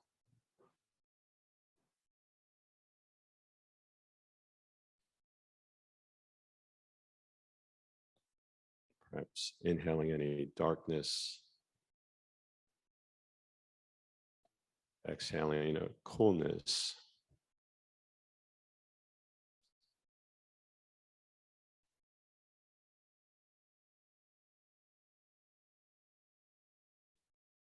Inhaling any discomfort. Exhaling ease.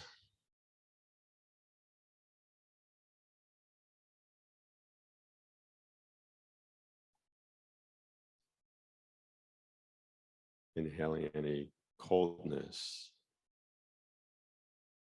Exhaling warmth.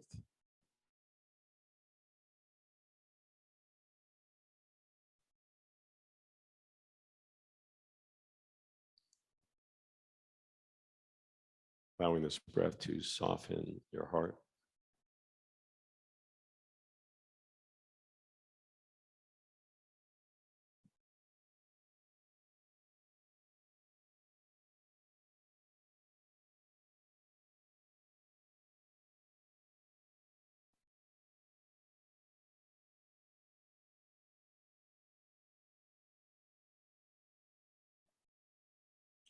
I would like for you to consider the struggle that you have, the difficulties in your life, and really begin to picture what that looks like specifically. And begin to breathe that difficulty, that struggle into your body on an inhale.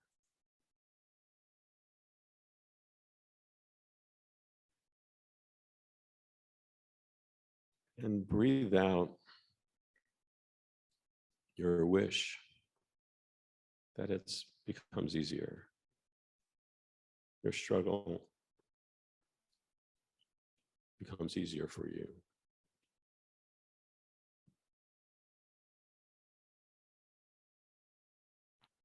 Breathing in the difficulty, the darkness, the pain.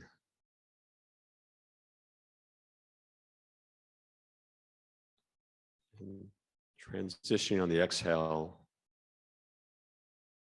ease and comfort. The wish that these struggles become easier.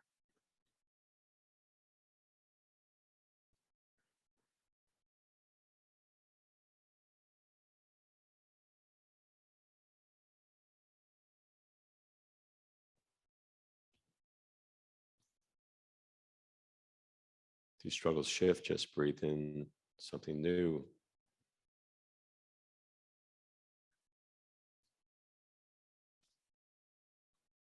And releasing it, a sense of ease.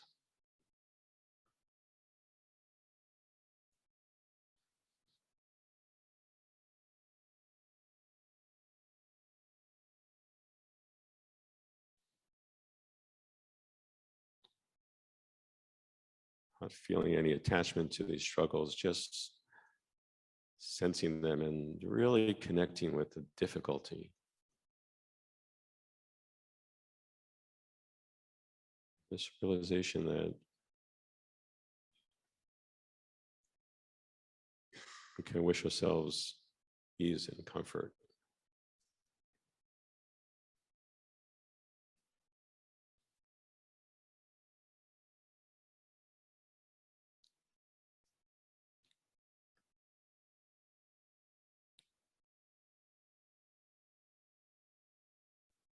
I would like for you to imagine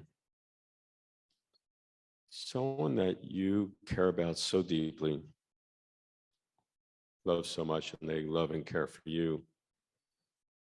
Picture their face, get a sense of their being in front of you, and the desire to comfort you. They also know your struggles, care deeply for you, and you also know that they struggle as well. They're human. We all suffer. We all have challenges. Can you breathe in their struggles, whether it's relating to your diabetes or their own struggles in life?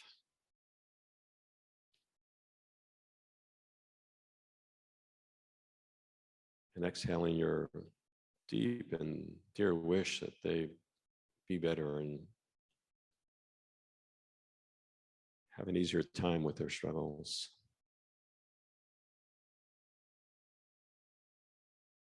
Just connect with this.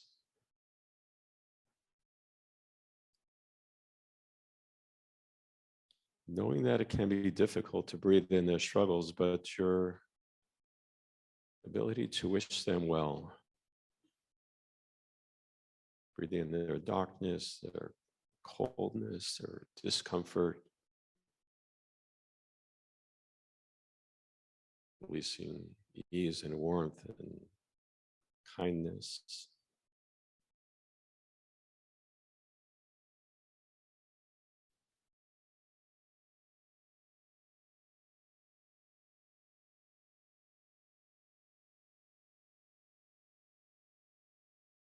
I'd like for you to recognize all those who we are sitting with here today in this beautiful space.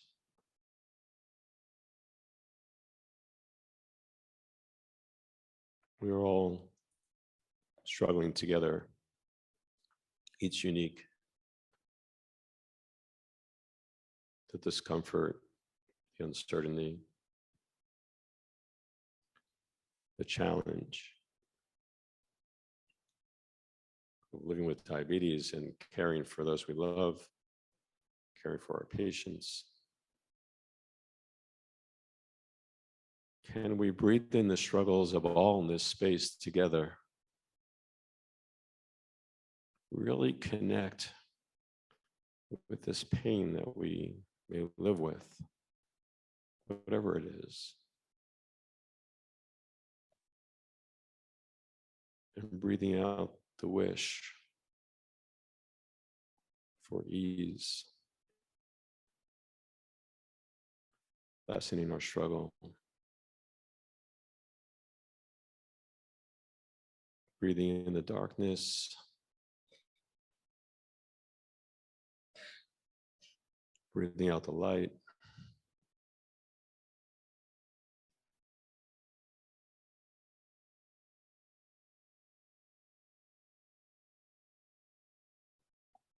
Having your tender heart meet with all those here together.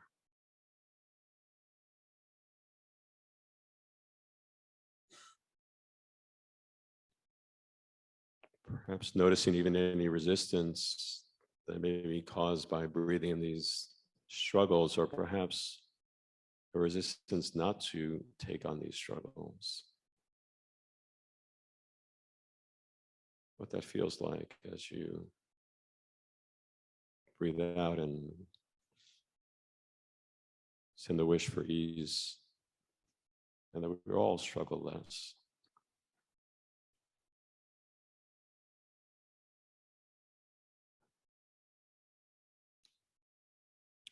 As we expand this even further to our community, those that we work with or in school with, our loved ones at home, our extended families, we all struggle, we all have difficulties and live with these anxieties and challenges, and breathe that in Visualize this darkness and breathing it into your body, your heart space. Letting this beautiful white light escape on your exhale. Sincere wish that we all live with ease and things are better for us, for our loved ones, for our friends and family.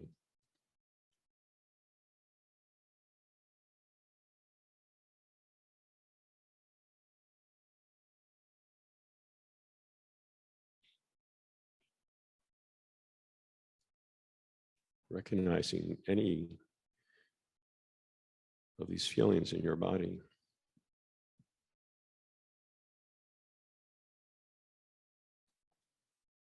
Expanding out once further to the entire community that we live in, the city of Chicago, or from wherever you may be. All those in our community, our town, and our state, we all struggle, we all have difficulties, and breathing that in and taking on that, embody that pain, that darkness. All those living with diabetes, the challenges, those who care for them, and releasing that with our breath, cooling light, where we suffer less, be at ease.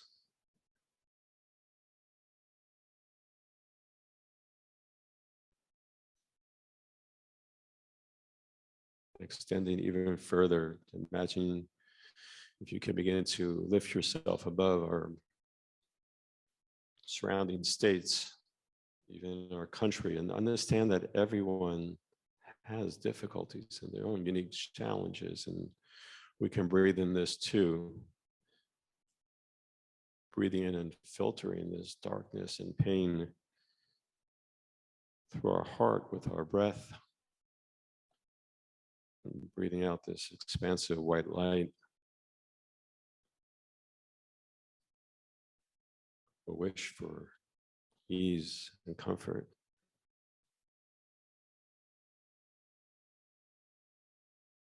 Even lifting yourself higher and understanding all people of the world suffer, have challenges and difficulties, so many. Imagine breathing in all that darkness, transforming in your heart. Exhaling these wishes for kindness and warmth, love, compassion. Visualizing this white light leaving your breath as it expands to all beings, human and non.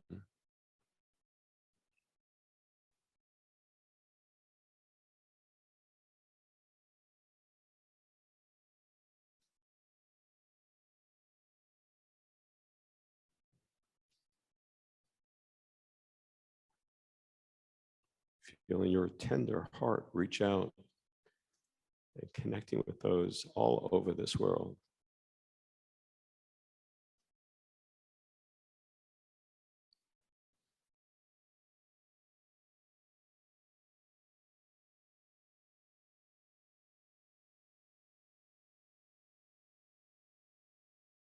As we settle deeper into this space, you may even imagine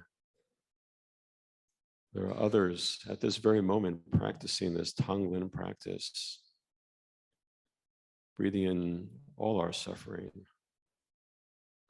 and breathing out their beautiful white light. And perhaps as we return back to our own space, our country, our state, our communities, returning to this room to feel that white light bathe us, that wish for comfort and ease, of warmth, of love, compassion.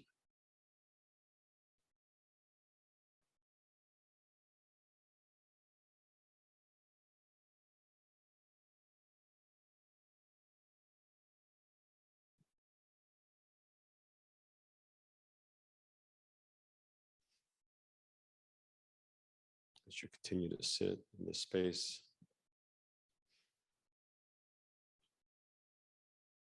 feeling your own body in this experience,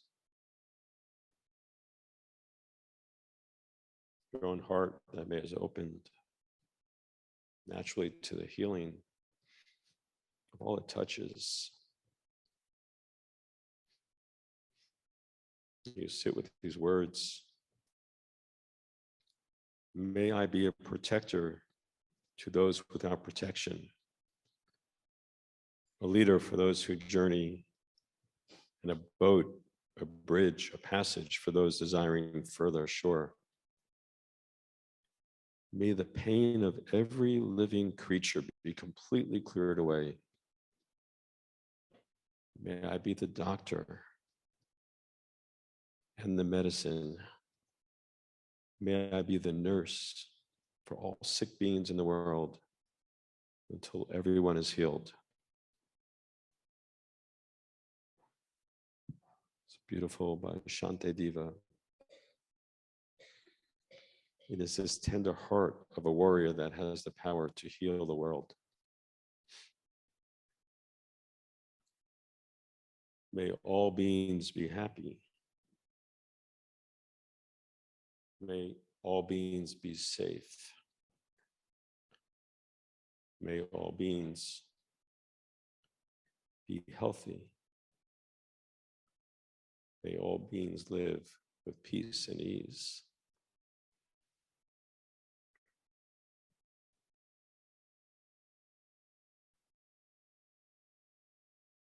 As we take a moment to wind down our practice today, this deep, heartfelt practice,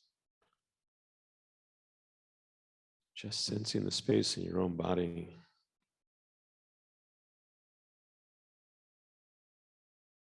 your own heart acknowledging the hard work,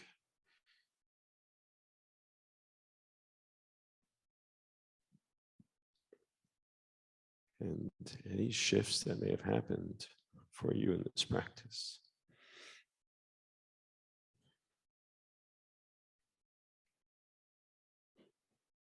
This practice of compassion.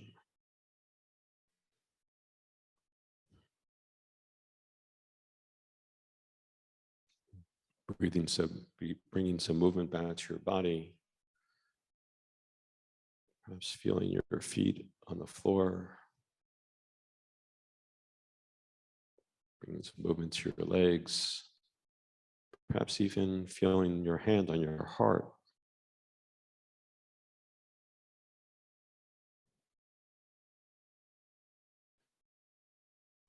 Some movement in your shoulders and your head as we just come back to this space, this place together, this beautiful community, this Sangha.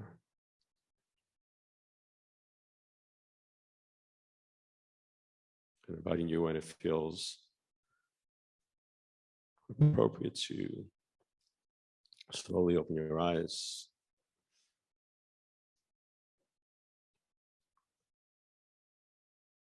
And I thank you for your practice.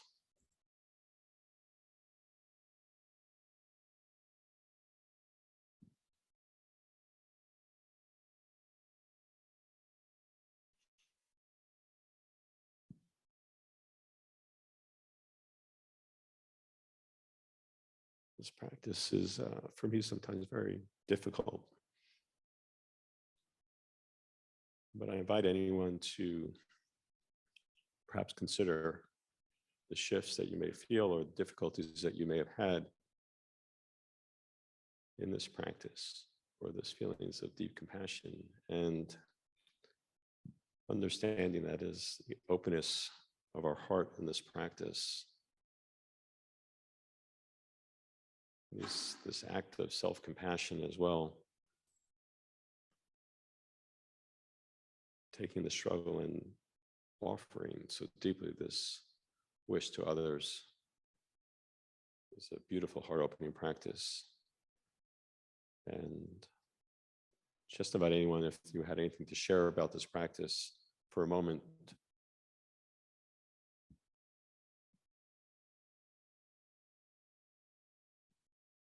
Brooke?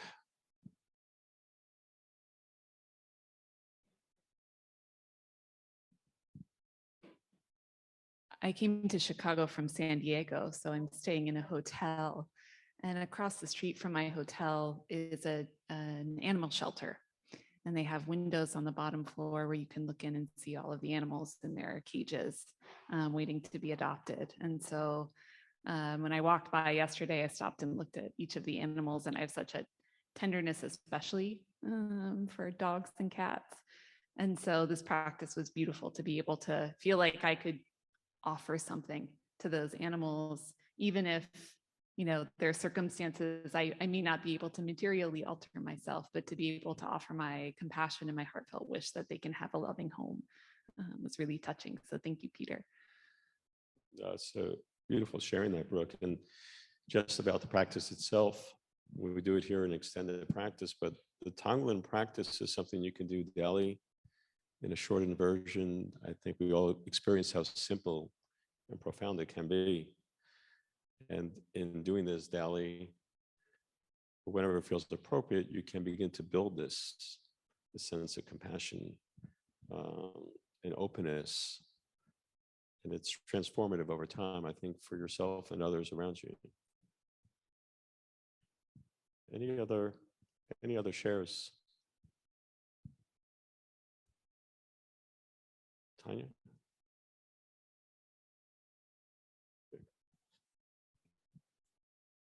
Thank you. It was very cold in here for me.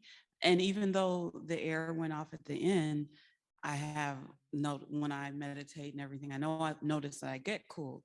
So I really had a hard time. And I missed what you said at the beginning. And so I was trying to make myself warm. So I was breathing in warmth and letting out. And then towards the end, you said, we're taking in the badness and letting out our light. And I was like, oh, breathe in the cold and let it out. And then I started to warm up. So I was like, oh, okay. Interesting. Sometimes it's a practice in reverse. We're used to breathing in the good things, letting out. So I think that's what makes it so profound.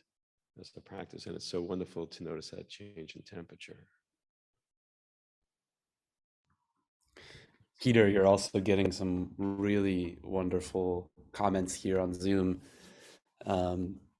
Trish says anchoring the practice with imagery of white light was really powerful. And Stacy similarly said that was really beautiful, and inviting the struggle in and breathing out love was really helpful. Thank you to all the friends on Zoom for participating and experiencing this. Thanks, Sam. Please. Hello. Sorry. I've never done an exercise like this, right? And so I, like all of us, have had my battles and struggles with life and diabetes and everything. Today, I'm in a really good headspace, right? So as you were suggesting about the struggles and the challenges, I was having a tough time trying to identify them, right? And so I guess my question is, like, is that a good thing? Or is that something like you got to dive deeper and get into that right headspace? Or, you know, if to carry this practice on going forward, you know, how do you think about it through that lens? Yeah, I think it's a great question, something we talked about outside for a moment, this experience and the conversations wanted to develop in this mindfulness muscle. But some people are really in tune with their struggles in life, and many of us fight them. Sometimes it's not natural to really take in our own struggles. It's easier for us to take on the struggles of our loved ones, our parents, or siblings, but to take on our own struggles is really challenging sometimes. It's painful. So I think this practice encourages us to get in touch with that and to really encourage yourself to go deep, to open yourself up. And I think the practice itself does that. So I invite you to continue to sit and to get in touch with this. And if you have challenges, that's okay. Sure. Okay, well, just want to thank everyone for their time and space this morning, and just to reflect on your own as we just take a moment to transition to our panel. So I invite our panel to come up here as we move into a really wonderful conversation. And Peggy, thank you.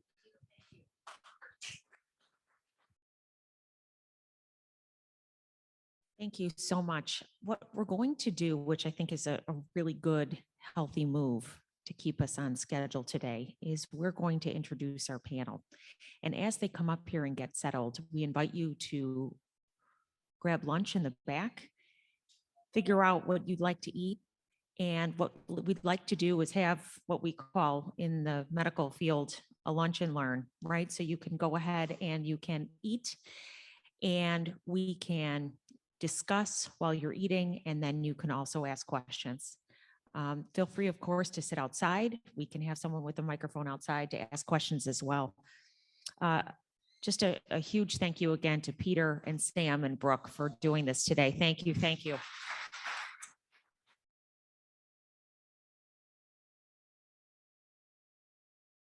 Dr. Araujo, I'm taking a cue from Sam in terms of pronunciation, so thanks, Sam, is with us today, and Peter Friedfeld is with us as well from New York. We're thrilled to have you here. Amy Hess-Fischl, and of course, Dr. Tonya Coates. Sam is behind the scenes as well, and we're thrilled to have him here. Maybe Emily can help us pull Sam up on the screen while we're talking. And as we have this discussion, feel free to share a little bit more about your practice and what you do, right? Like what you do personally, what you do professionally. I think everyone can benefit. Peter, I'd like to start with you, if you don't mind. You know, you have type 1 diabetes yourself, and I'm curious as to how you started learning about this practice, how you came upon it, and how it's personally perhaps helped you in your diabetes management. Let's start there. Sure, thanks, Peggy. I came upon this practice after probably 50 years of trying to have a practice and not succeeding, or maybe even longer, through the T1D community. So I attended a conference that Sam led for those who wanted to explore meditation practices, mindfulness practices for the T1D community. It was at the beginning of the pandemic when we all went indoors and on Zoom. And I connected there first. And it was a several-week course that we went through. There was many other friends and type 1 diabetics. And I noticed that for something I've never been able to do was to develop a practice. I became so engaged, and I started noticing immediate benefits. And I'll talk about that later on this afternoon. But through my practice, this began 2 years ago, I noticed many changes for myself when it comes to acceptance of my T1D, not judging myself, being more compassionate towards myself, non-reactivity. So all these things that come from the practice, and really realizing that I'm a different person today because of the practice. Thank you for that. I think that those of us who are just sort of dipping our toe in the water, so to speak, today with mindfulness and meditation, even those of us like myself who don't have diabetes, hearing your journey and understanding what this looks like from an acceptance standpoint is, I think, something we can all benefit from and learn from. Dr. Araujo, how are you learning, I guess, from your patients? What many don't know is Doctor is a clinical psychologist, and she works in the primary care clinic at the University of Chicago, among many other roles she has. And many people don't know this, but our patients in primary care, we actually have a larger volume of people with diabetes who are seen there than are seen in the Kovler Diabetes Center upstairs. So I would love to learn a little bit about how you're able to incorporate mindfulness and meditation as a sort of opening discussion with patients when you see them, and how do you see patients in primary care? Can you give us a snapshot of physically how that looks? It's a very busy practice down there. It is. Hi again, everyone. So let's see, a few questions. I'll start with the last one. How patients get to us, right? So the service that I lead in primary care is very similar to the service that Dr. Drossos leads with you guys. So we provide brief psychological interventions for patients who are presenting with any different types of psychological challenges, and most of them also present with a medical condition, right? So our role is to approach from a biopsychosocial model, right? Looking at the patient from all different angles. So they come to us by referral from the primary care physicians. That's the main way, I would say the only way to get to us. Our service has been going on since 2015 in DCAM. And then now I am so happy to say that we are starting to expand to the satellite clinics. The very first one will be South Loop, and then from there we're going to go to other primary care practices. So how do we introduce mindfulness practices in a psychotherapy setting, right? Most of the times I use that very model that I use today, right? I talk about your brain, right? I say, so it's quite often that people come to us with some symptoms of depression and or anxiety, right? I would say that at least 80% of our patients come with those at least some symptoms, and trauma and so many others, but that is our bread and butter. So by explaining to them what is the cognitive functioning or the cognitive model, right, that we usually engage on when we have those types of clinical presentations, I invite them to try something different. So anybody who listens to that whole idea of, if you have depression, usually we go to the past and we bring to the present moment, and then we ruminate or we catastrophize about the future if we are anxious. They go, yes, that is me.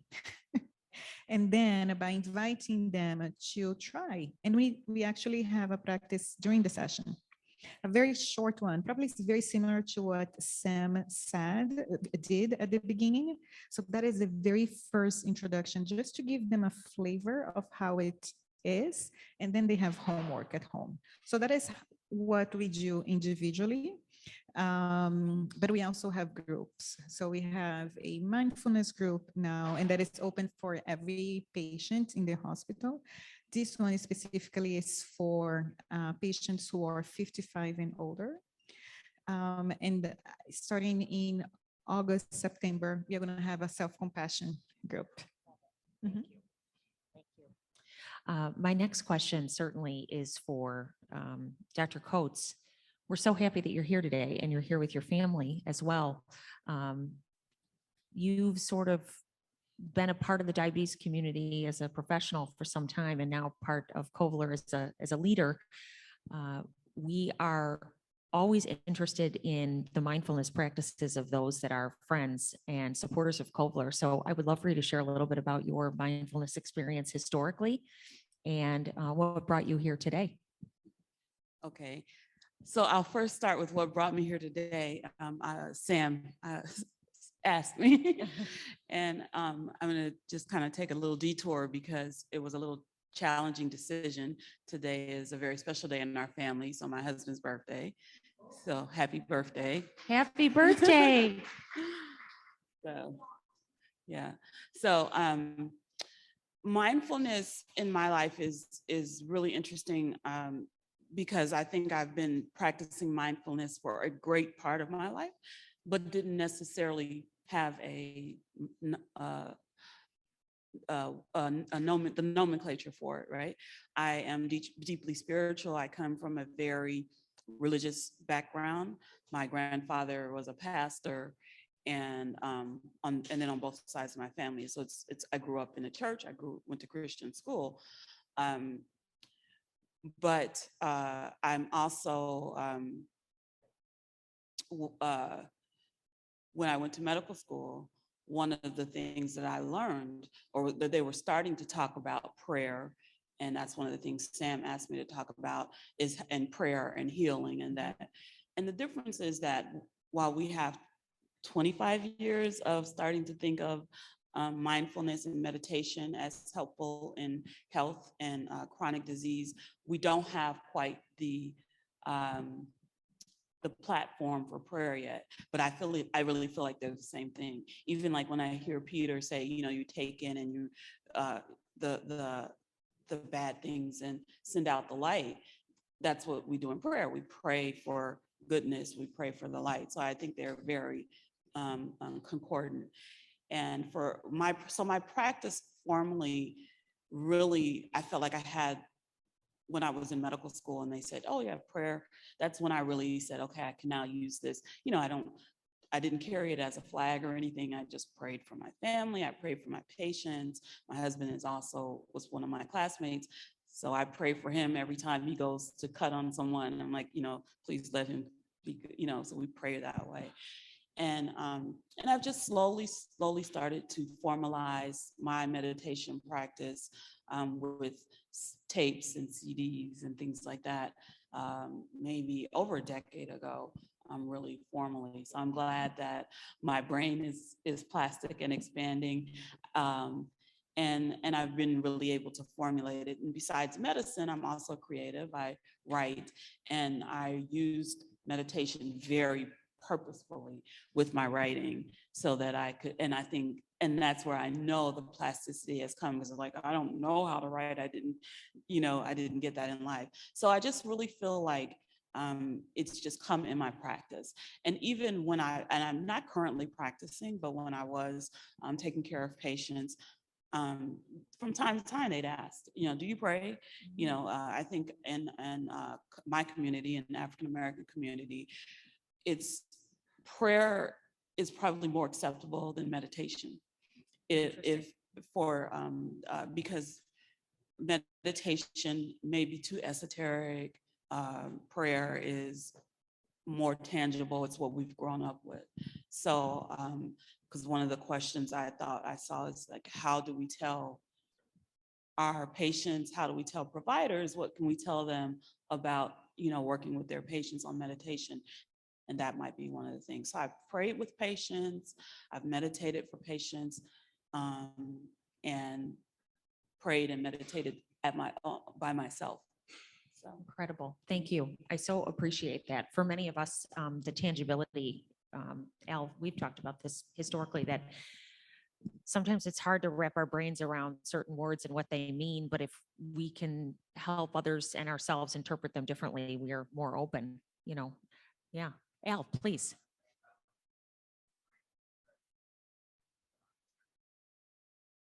I was just saying how I love how you framed it in prayer, right? Because I've never done an activity like this, right? But I'm interested, but I'm also trying to figure out, like, what's the vehicle for mindfulness, right? Like, is it the breathing exercises, or is it something more familiar? Is it actually, I don't know what it is, but I appreciate how you framed it that way, because it resonates with me. So thank you. I would love for this next question, real quickly, we have a question from the audience, and then I'd love to move towards Sam and Amy, who've been working together for a long time. I wanted to clear your point. There is a big difference between meditation and prayer. Prayer could be with a big mob, a whole lot of people. They all are thinking for the betterment of the whole world, same time, without having any selfishness. But when meditation comes, it is just yourself. Meditation cannot be done on the same thought by everybody. So meditation is for your own getting all the dirt out of it, concentrating, thinking right, how to block the wrong things, how to get, and meditation is not only one way. Meditation of hearing, meditation of seeing, meditation of the body, meditation of the different muscles. Meditation is on the discipline of the whole life. It is a lifelong process, you know. So that's a big difference between the prayer and the meditation. Thank you for that perspective. I think I'd love to transition to Sam at this point, who may have some questions from Zoom, but I also would love to, I don't know, have Amy and Sam talk a little bit about what they've learned from each other over the years too. Before going into that, I also would just love to, there's this awesome conversation going about meditation and prayer. There's a really just beautiful quote that I heard one time. There's a quote by the late Archbishop Desmond Tutu, who had a beautiful relationship with the Dalai Lama, who Fabiana mentioned earlier. And what Desmond Tutu said was, prayer is when I speak to God or speak to a higher power or speak to something beyond myself. And meditation is when I listen. Thank you. And so that's one really beautiful way to frame it. But, you know, it's also good to remember that these are just words in English that we're speaking right now. And each can have actually a number of different meanings. Like Dr. Araujo said in her presentation, there's many different kinds of meditation practices. One is this mindfulness practice that has become very popular in the United States recently, which has very old roots, but there's many others as well. And some look a little bit more like what we might think of as prayer. And similarly, some kinds of things that are called prayer might look a little more like what we might be familiar with as meditation. There's a term called apophatic prayer in kind of contemplative studies or in kind of the research about people who do these kinds of practices. And apophatic prayer is very much about more of this listening, kind of like we might think of normally as meditation. So these words are often and historically used interchangeably in different traditions, and all so powerful and transformative to our mental and bodily experience. Thank you, Sam. Sam and I first met through Amy many years ago. When we started the University of Chicago Kovler Diabetes Center, Dr. Phillipson and I started it 16 years ago. There was only one diabetes educator that we wanted to bring all the way to the South Side, and that was Amy. And Amy had been working with Sam at the time at another practice and came to us. And what's really profound about Amy and her work is that oftentimes patients will follow their doctor. In our case, many patients followed Amy. And when we hired Amy, we had a ton of patients that came with her, including Sam. And I think, Sam, what I'd like to learn more about is your experience working with Amy and with Kovler, and maybe even share your journey toward mindfulness as you've, started out as a young one with type 1 diabetes, and you're an adult today. Yeah. Lots of questions there. Yeah. There's so much to say. I won't cover it all just for the sake of not blabbering on, but I will say, Amy, it's really sweet to see you on the screen right now. There's no way that I could possibly thank you for all of the kindnesses and faith and support that I've benefited from you over the years. And that's why people follow Amy around, is because she's freaking amazing. And she gets it. And I'd say the way that this connects to what we're doing here today, and what I really experienced from Amy was often, those of us living with diabetes, those of us treating with people with diabetes, or otherwise working with people with diabetes, know that this is a really complex condition to live with. It's not like many other conditions where, it might be no fun, but you basically take medicine once a day or something like that, or a couple times a day, and you've covered your bases. Diabetes is this constantly fluctuating thing where each person really needs to become their own doctor. And so you really have to become an expert and be engaged in that way. And sometimes our medical model isn't set up to handle that very well. But what I experienced from the very start with Amy was somebody who wanted to make this an experiment with me and who really had faith in my ability, and I have no doubt her other patients' abilities to learn from their own experience and to actually trust their own experience. And so I think that really laid a profound groundwork down for me that later on really related to this practice of meditation of various kinds, which is to make it an experiment and to really have faith that you are being aware and actually learning from moment to moment about what's going on. And much like diabetes, meditation is very messy.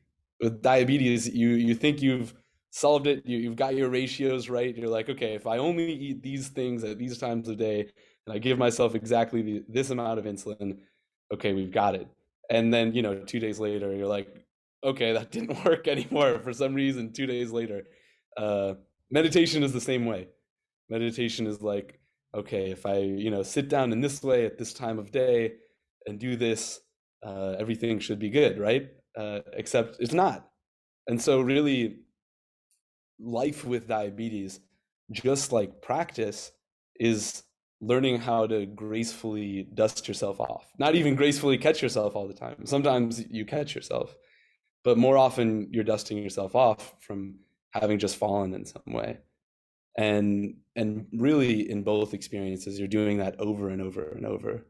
And Amy was somebody who really had faith that I was doing my best doing that, and had all of these little skillful tricks to be able to do that better from kind of an insider way, rather than saying, well, you need to do a better job doing X, Y, Z.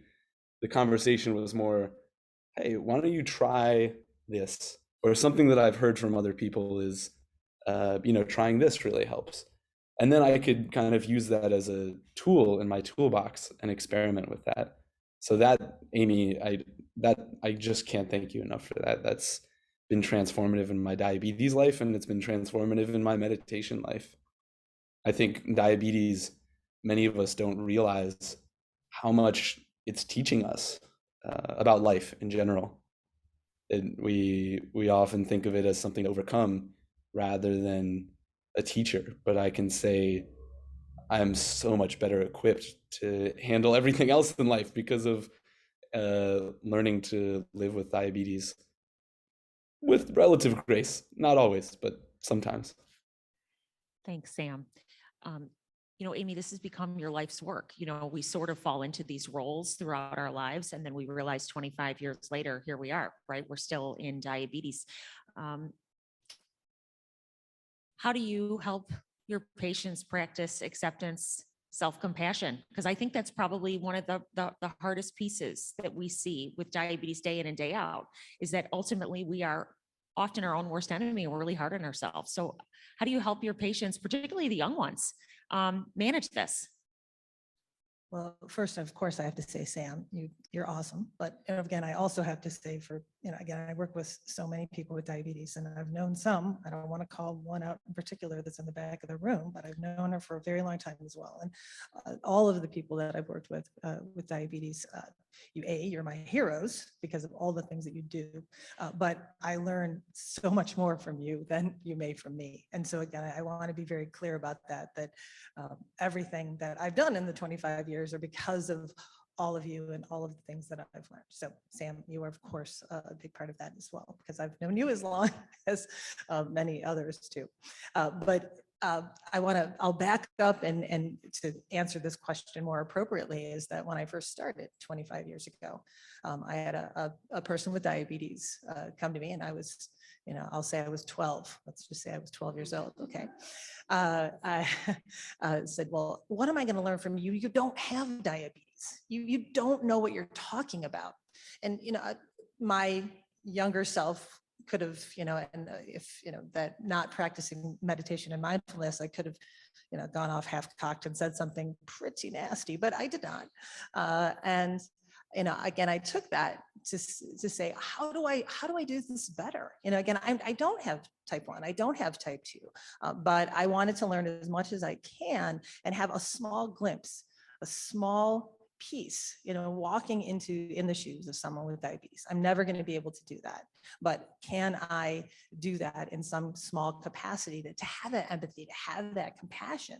Because that alone changed a lot of my thinking when it came to working with people with diabetes, saying, yes, I was getting up at 3 a.m. This was prior to CGM, by the way, obviously, 25 years ago. And again, at 12, again, doing my finger sticks, but getting up at 3 a.m, things that we were saying to people with diabetes to improve their management. And, again, understanding it's effing hard. Okay. We know that. And so, it was really, again, me being a perfectionist, saying, step back and say, there is no perfection in diabetes. And we have to understand that. And I love, Sam, experiments are my thing. I like, again, because experiments, aren't wrong. Again, you learn, from it, you dust yourself off and we try again. And I think that that's the beautiful thing of working with people with diabetes, of learning from those experiments. And there is no right or wrong. And really learning from each other. And that's the one thing that, yes, my brain, I know, so much about diabetes self-management and education, but again, it's the person in front of me and their feelings and their hopes and their life is everything when it comes to diabetes self-management. Thank you so much, Amy. I'd love to take some questions from the audience, so please feel free. And Sam, if you've got any Zoomers that are asking questions, you can certainly read them. Let us know. Any questions from the audience, guys?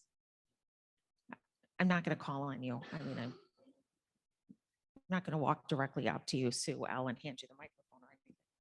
Hi, thank you so much for being here.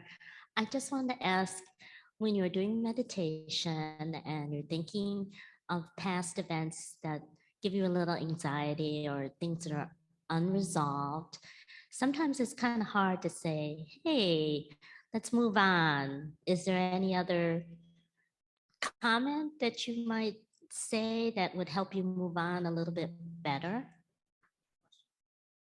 Peter, would you like to take that? Yeah, absolutely.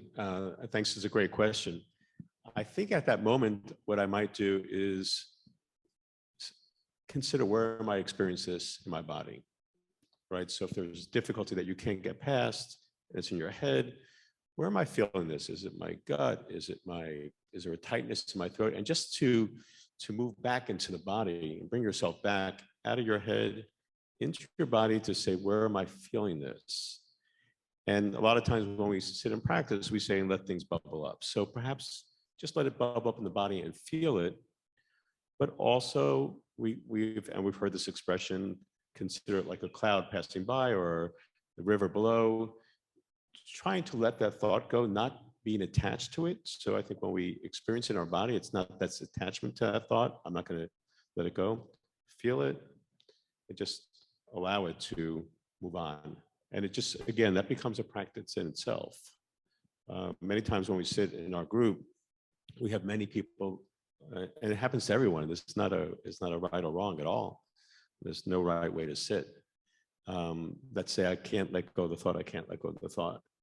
But maybe in that 20 minutes, 1 minute, they were focused on their breath.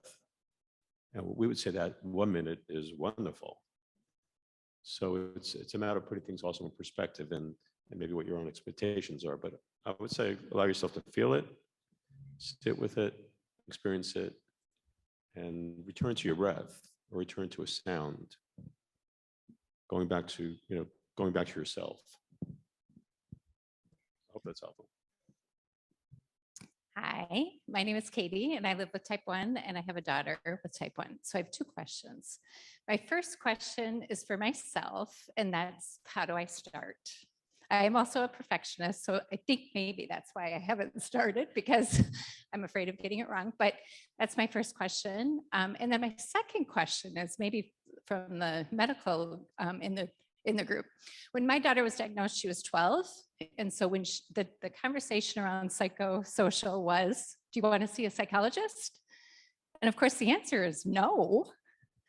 So my question is, how do we shift that in practice so that it's, you need these as a tools. Here are your options. How do you get started? I've had type 1 for over 20 years and nobody really has asked me that. I can start by answering part of that, and then Fabiana, maybe you can take that. At the Kovler Diabetes Center, Dr. Phillipson stepped out for a minute. We realized about 10 years ago that we needed a psychologist on our team. And we needed to normalize the way we cared for patients, in that we are not saying, you're crazy, there's something wrong with you. We're now bringing a psychologist into the room to talk to you because you're crying. These are all normal emotions. People have a lot of emotions when they come into the clinic. They're sort of faced with their diabetes, sometimes for the first time in 6 months or a year. So we've had psychologists with our team, and we've normalized the process where all new patients see one of our psychologists. Dr. Tina Drosos is Fabiana's partner and colleague, and we have a group of PhD externs that see all of our patients as well. So we've moved toward that space, but not all practices have. I think you bring up a really valid point. Fabiana, can you tell us a little bit more about how people are referred in primary care? So we talk about primary care being so big, not everybody has diabetes. How do our docs figure that out and call upon you for help?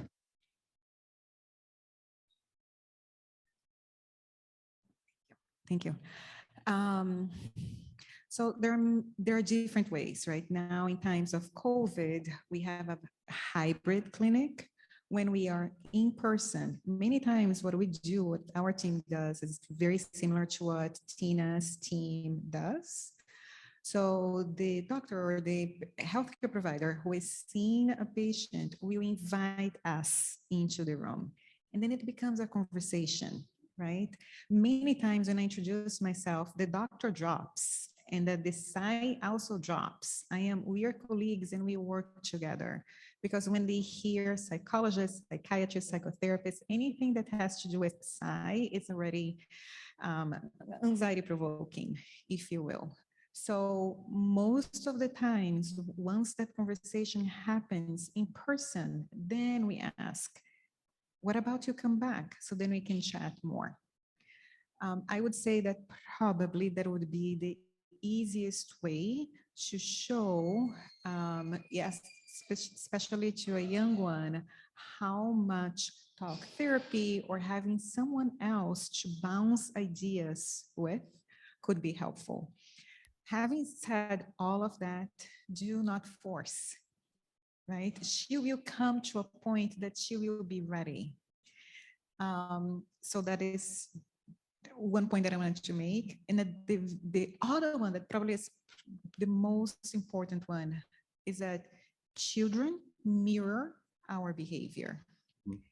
They literally mirror our behavior. So I love that you started your question by, how do I start? Right? How do I start? Mm-hmm. Because as you start your own practice and let her see it, at some point, something will click. Either because she sees you do it very often and she's curious about what is happening, or because she might start to feel the difference in your relationship with her.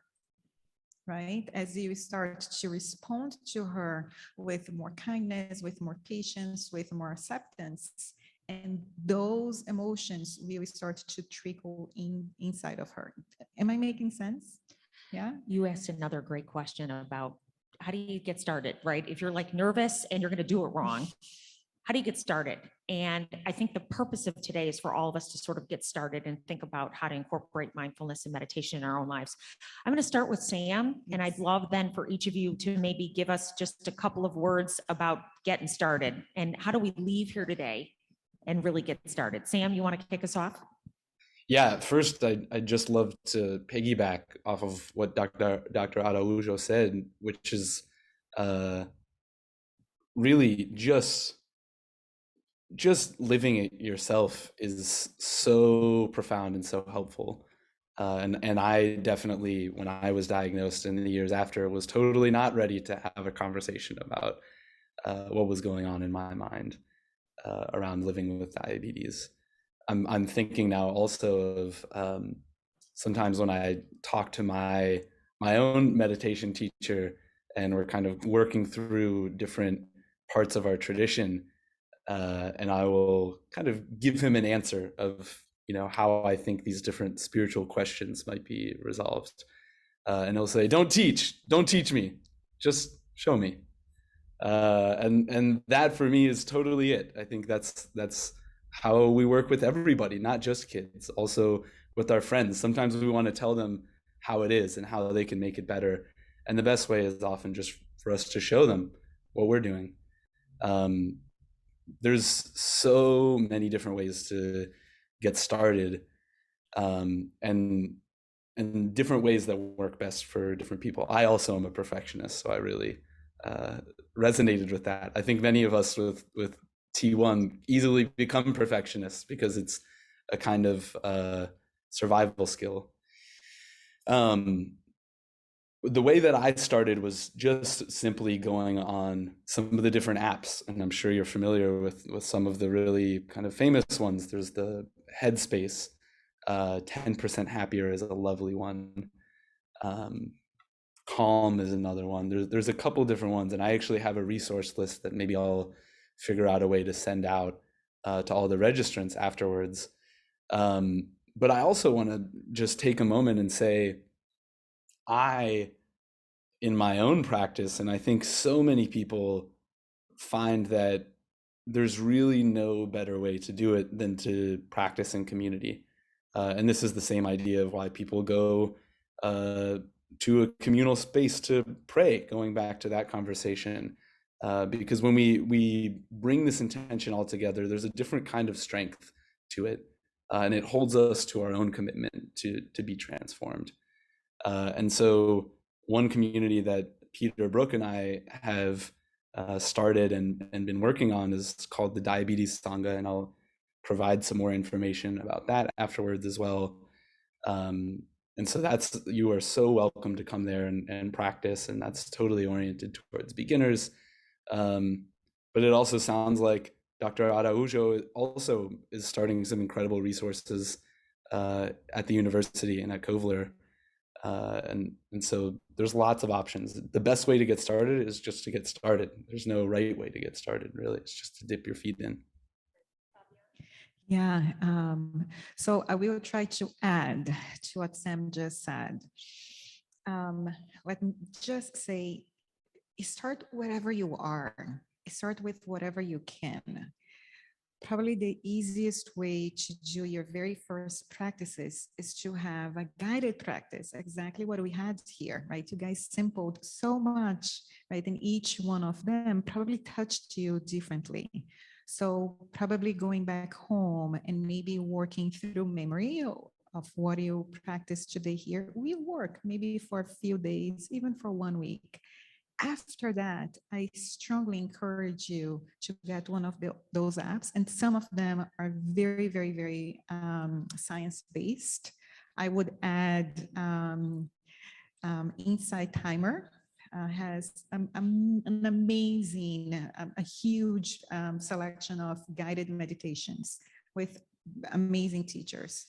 So always have a guided meditation at the beginning. Some of them last 30 seconds. Some of them will last 2 hours. Don't go there. Remember when we go on a first date, we have coffee, right? We have coffee. We don't have a dinner. Have coffee.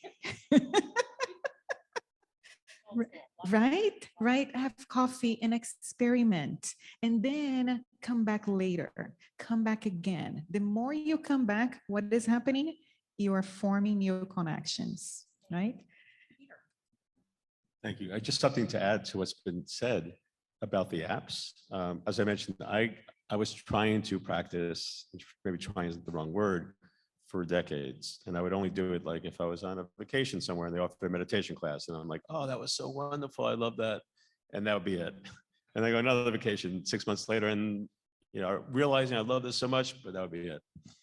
So obviously I mentioned how I got involved with it more, but what I used also was super helpful was a 30-day app. So Calm has one, Insight Timer has one. It's 30 days of meditation. It sounds very commercial, but the fact that they're 5-minute practices, and each day it's a step-by-step. So you're learning the breathing, being aware, non-judgment. And each day, because there are some basic principles that will be helpful to understand on your own journey. And some of these 30 days too.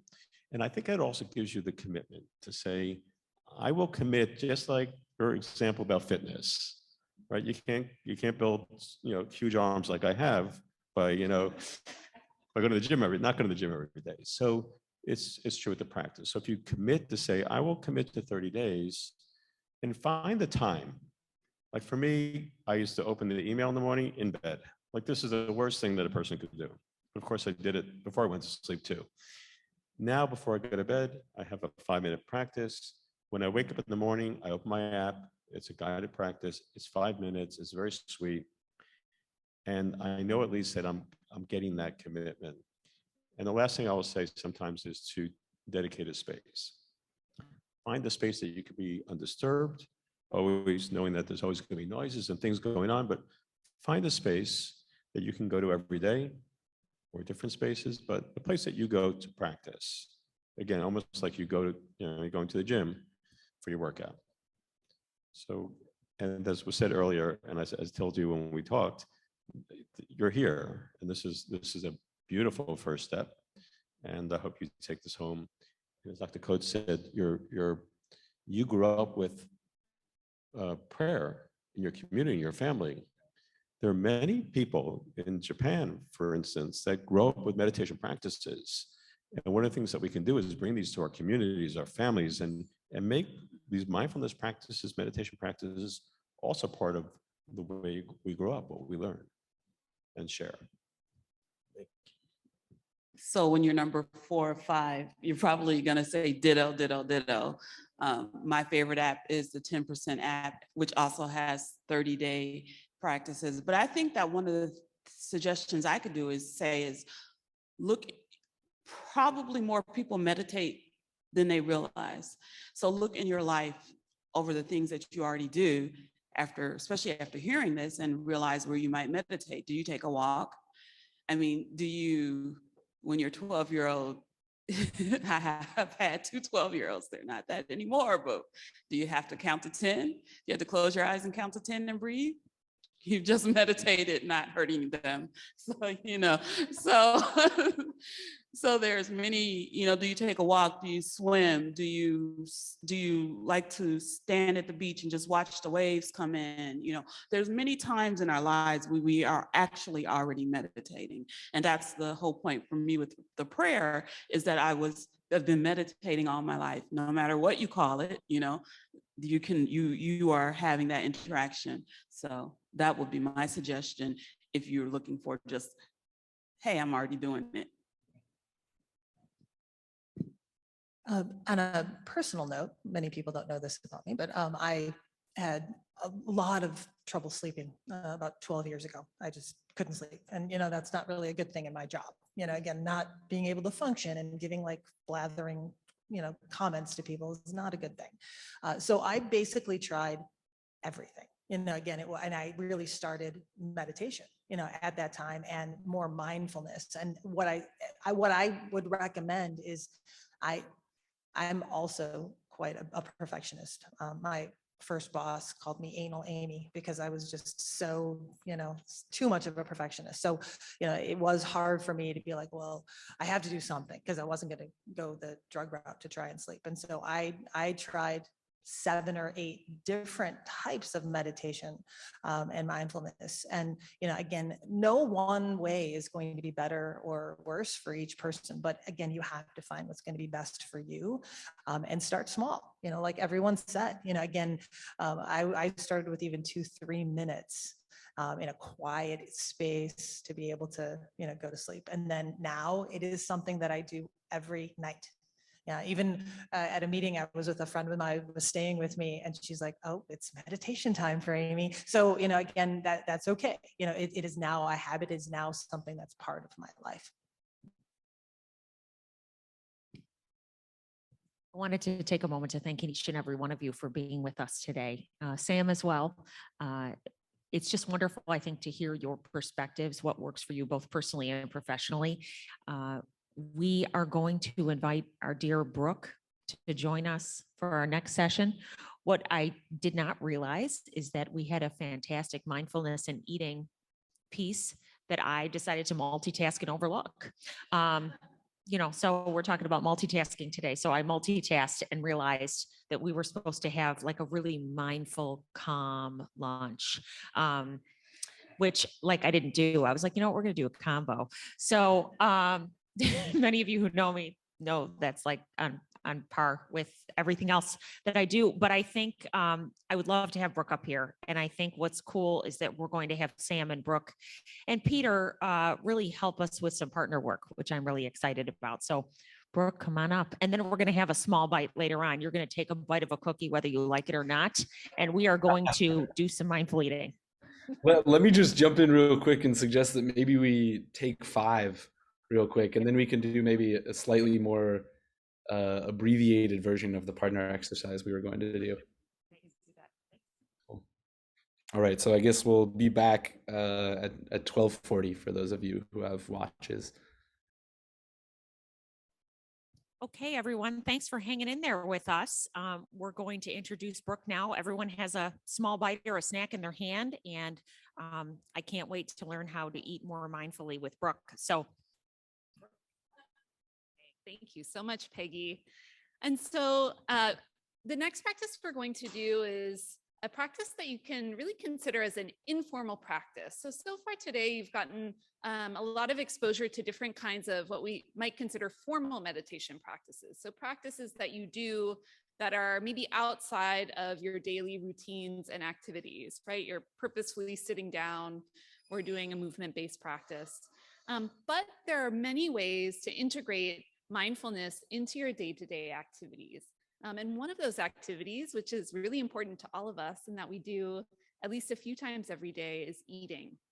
And so particularly for those of us with diabetes, eating is not always a simple activity, but bringing mindfulness to the process of eating can make it both a much more supportive experience and also one that we can come to cultivate just a much more beneficial relationship with. And so for this practice, we're going to also be practicing this idea of beginner's mind, which is so important as we're establishing a mindfulness practice. And the idea of beginner's mind is that we're showing up to this very moment as it is, meaning that we've never been here before. We don't know what's here in this moment until we're fully experiencing it. And so I'd like you to pretend that this box or object in your hand that we humans on Earth call a raisin, that you are a visitor from another planet here today. And your local host here in Chicago just handed you this object and said, here, this is a delicacy from our home. Try it. And you'll use all of your senses to do this. So I'd like you to each take out one raisin, just one. Hold it between your fingers and look at it. Take it in. This thing they call a raisin.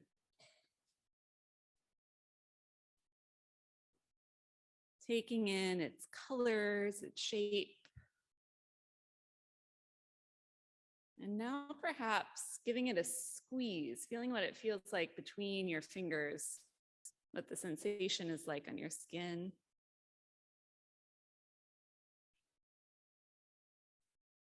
And now perhaps bringing it to your nose, seeing what it smells like. And it's okay if that raisin happened to fall into your mouth, you can always pull another one out. What does it smell like as you press it or move it from one nostril to the next? Now, perhaps holding it up to your ear. What does this raisin sound like?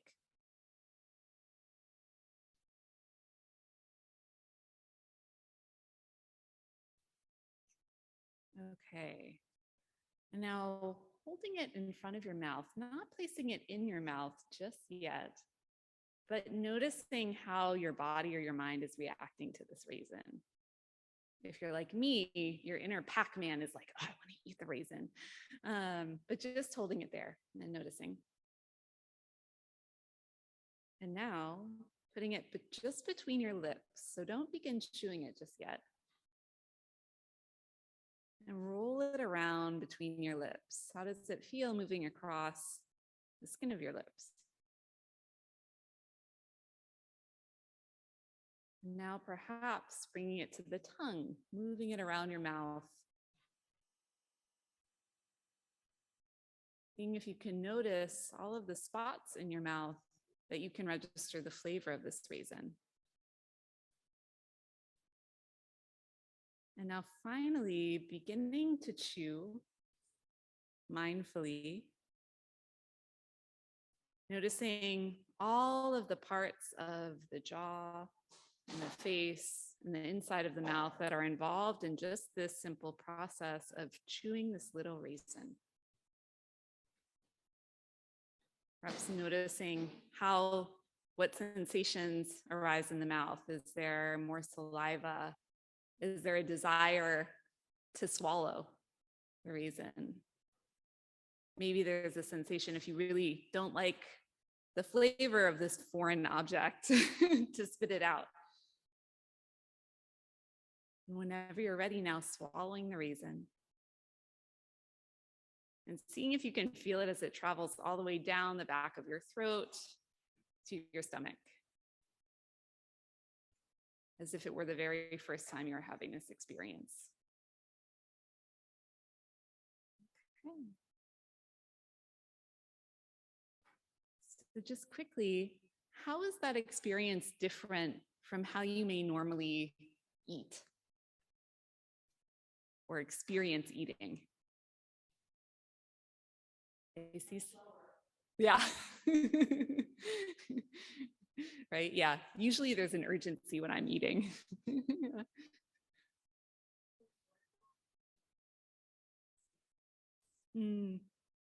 Yeah, so more enjoyable an experience. I saw a few smiles around the room. I'm curious what were behind those smiles. Yeah.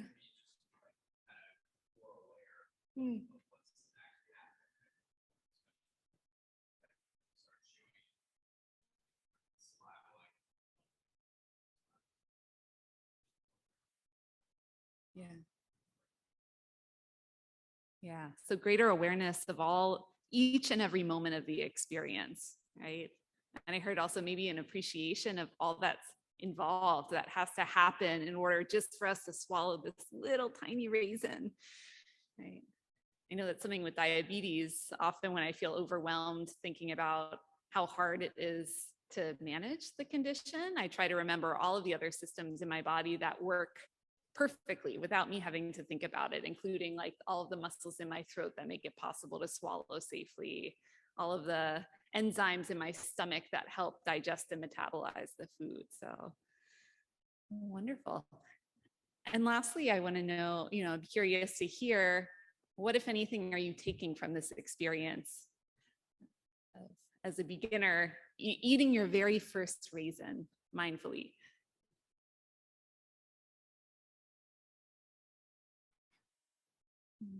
Yeah, Anna.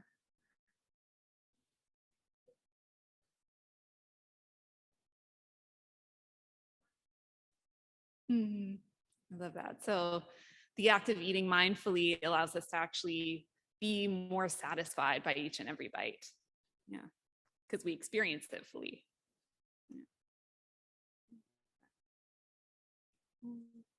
Wonderful, thank you all. So I think we'll transition now to a short exercise that will get you up and moving a little bit. And for this exercise, you'll need to find a partner.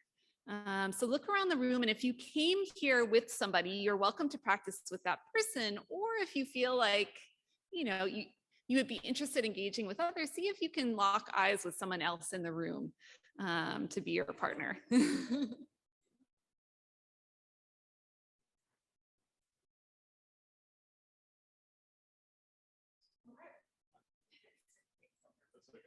So we're going to be doing an exercise that will be really an embodiment of how we respond to different kinds of emotional stimuli, or to really, in other words, challenges that we experience in our day-to-day lives. And so with your partner, we're going to do a quick demo of this, and then with your partner, we'll ask you to do the same exercise. And so to begin this practice, Peter is our lead volunteer, and Peggy, you are going to represent his challenge. So Peter, I'd like you to choose a challenge. It doesn't have to be a major challenge or the most challenging thing in your life, but one challenge that is creating some kind of stress in your life right now. Well, my pump died about an hour ago, but I just got a signal that my pump's not working. So that's stress. So I'll go with that one. Okay, so My pump's not working. a pump failure. Yes, that's a great challenge. So Peggy, you are Peter's pump failure. And so your job, Peggy, is to come at Peter and stress him out. You don't have to touch him or like push him hard or anything, but just to create a physical embodiment of stress. And Peter, you're going to be practicing different ways of reacting to that challenge or that stress. And the first one is to fight it off. Okay, so Peggy, our challenge, come after Peter. Peter, try to fight Peggy off.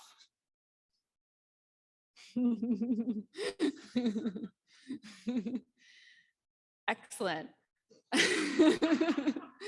Okay, and now Peter, you are going to either try to flee or freeze in response to the stress that Peggy is bringing at you.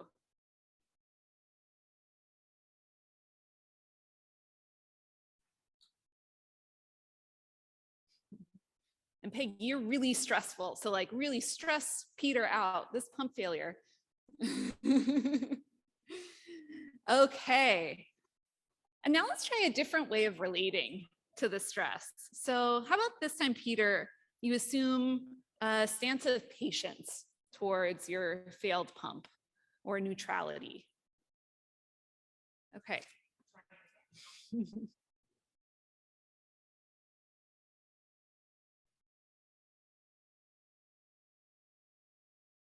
Okay. And lastly, how does it feel to befriend the stressor of your failed pump? So Peggy, come straight at Peter. And Peter, how do you befriend this challenge?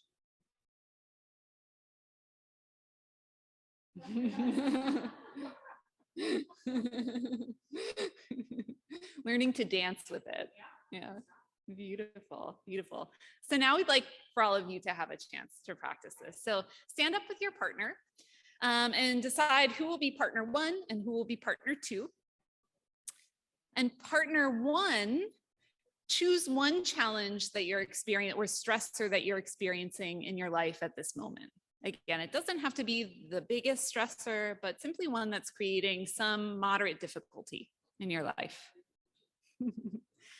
And partner two, so share that challenge with your partner so they know what challenge they're representing.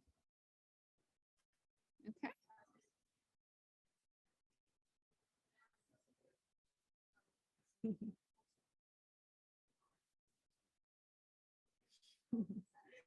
All right, and partner two, our stressor, I would like you to start coming at partner one, your partner. And partner one, you're going to try to fight the stressor off, resist, push away gently for now.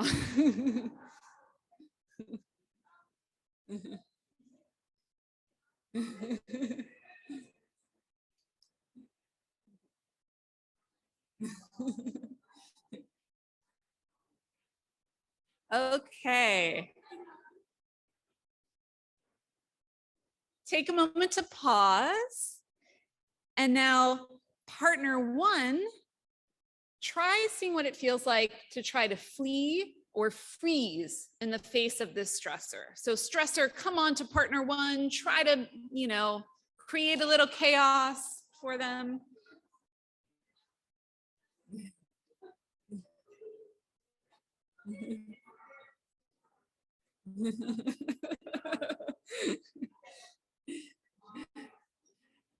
Okay, pause.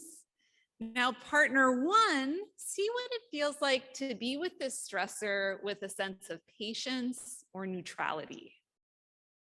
And partner two, go about your chaos again.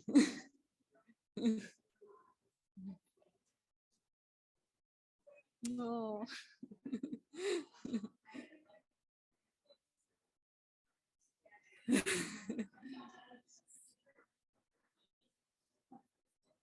Okay, great. And for our last round, partner one, see what it feels like to befriend or to come into harmony with this stressor. What might you do to act with friendliness or acceptance towards this stressor as it comes at you?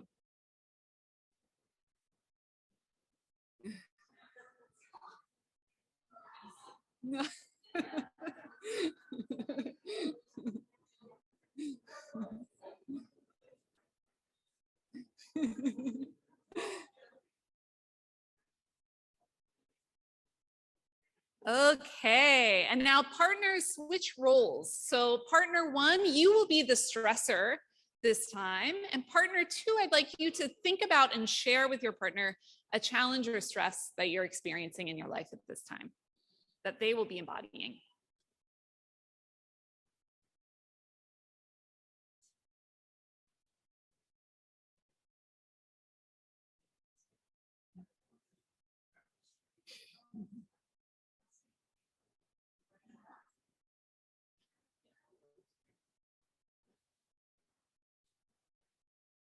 Okay, so partner one, get into your stressed out stressor role. Partner two, as this stressor comes at you, see how you can fight it off or see what it feels like to try to fight or resist this stressor.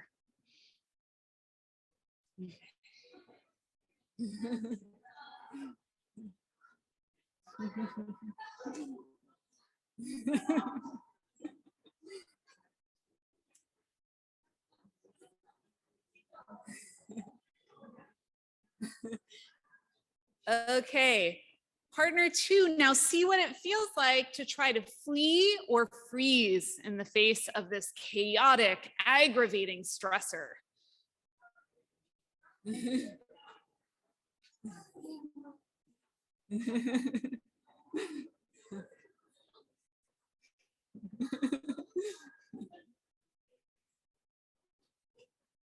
Okay, partner two, now see what it feels like to come into a sense of patience or neutrality in the face of this stressor.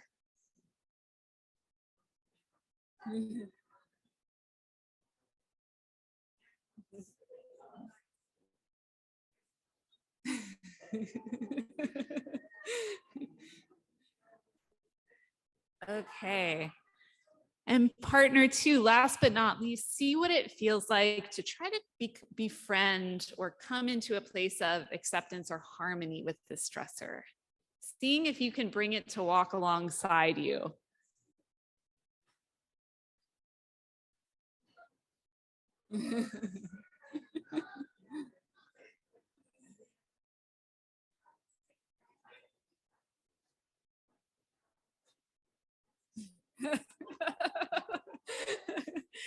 Okay, excellent. Give yourselves a round of applause for exercising so many different ways of coping with the everyday challenges of life, and especially life with diabetes.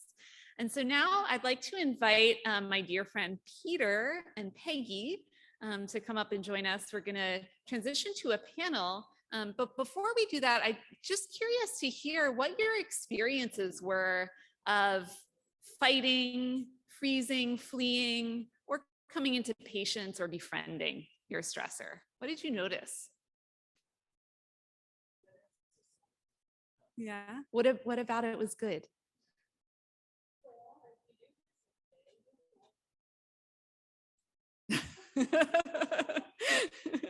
That's right. You may have a lot of annoyed friends, but you'll have less stress. I love it. Yeah.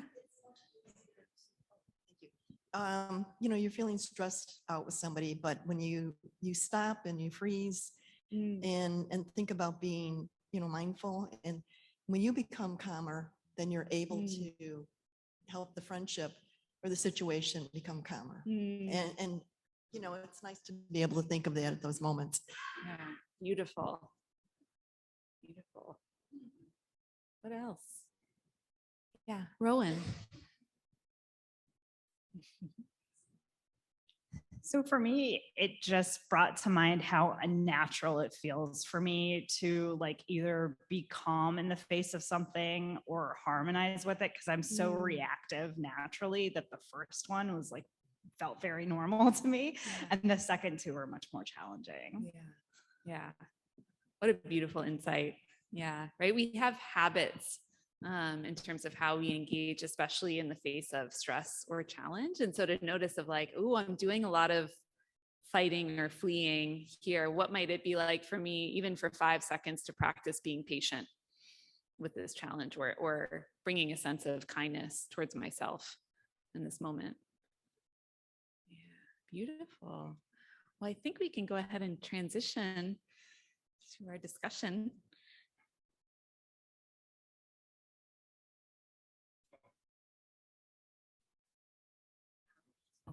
We give Brooke a round of applause for sharing that with us. Thanks, Brooke. I think what we're going to do now is transition toward the end of our program. And we really want to think about those who joined us today and how we can work together and maybe answer a few more questions that you might have. So I would love at this point to have Peter and Brooke join us up here. And Amy too, just stay close, Amy. I guess stay close. They're the experts. And then of course, Sam will be joining us as well.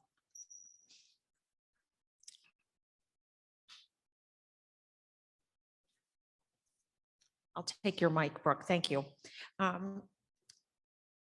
I think the partner work is challenging for all of us, certainly for me. If you noticed, I was so uncomfortable with the partner work, even though Peter's so awesome, that I was I'm just gonna walk around in the back.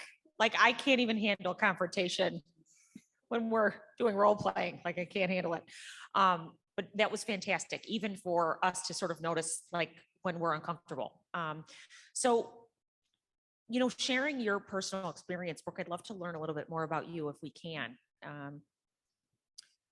Your sort of entree into meditation and mindfulness, because I think we'd love to learn a little bit more about how you started in this practice and how you came to know Sam and Peter. Great question.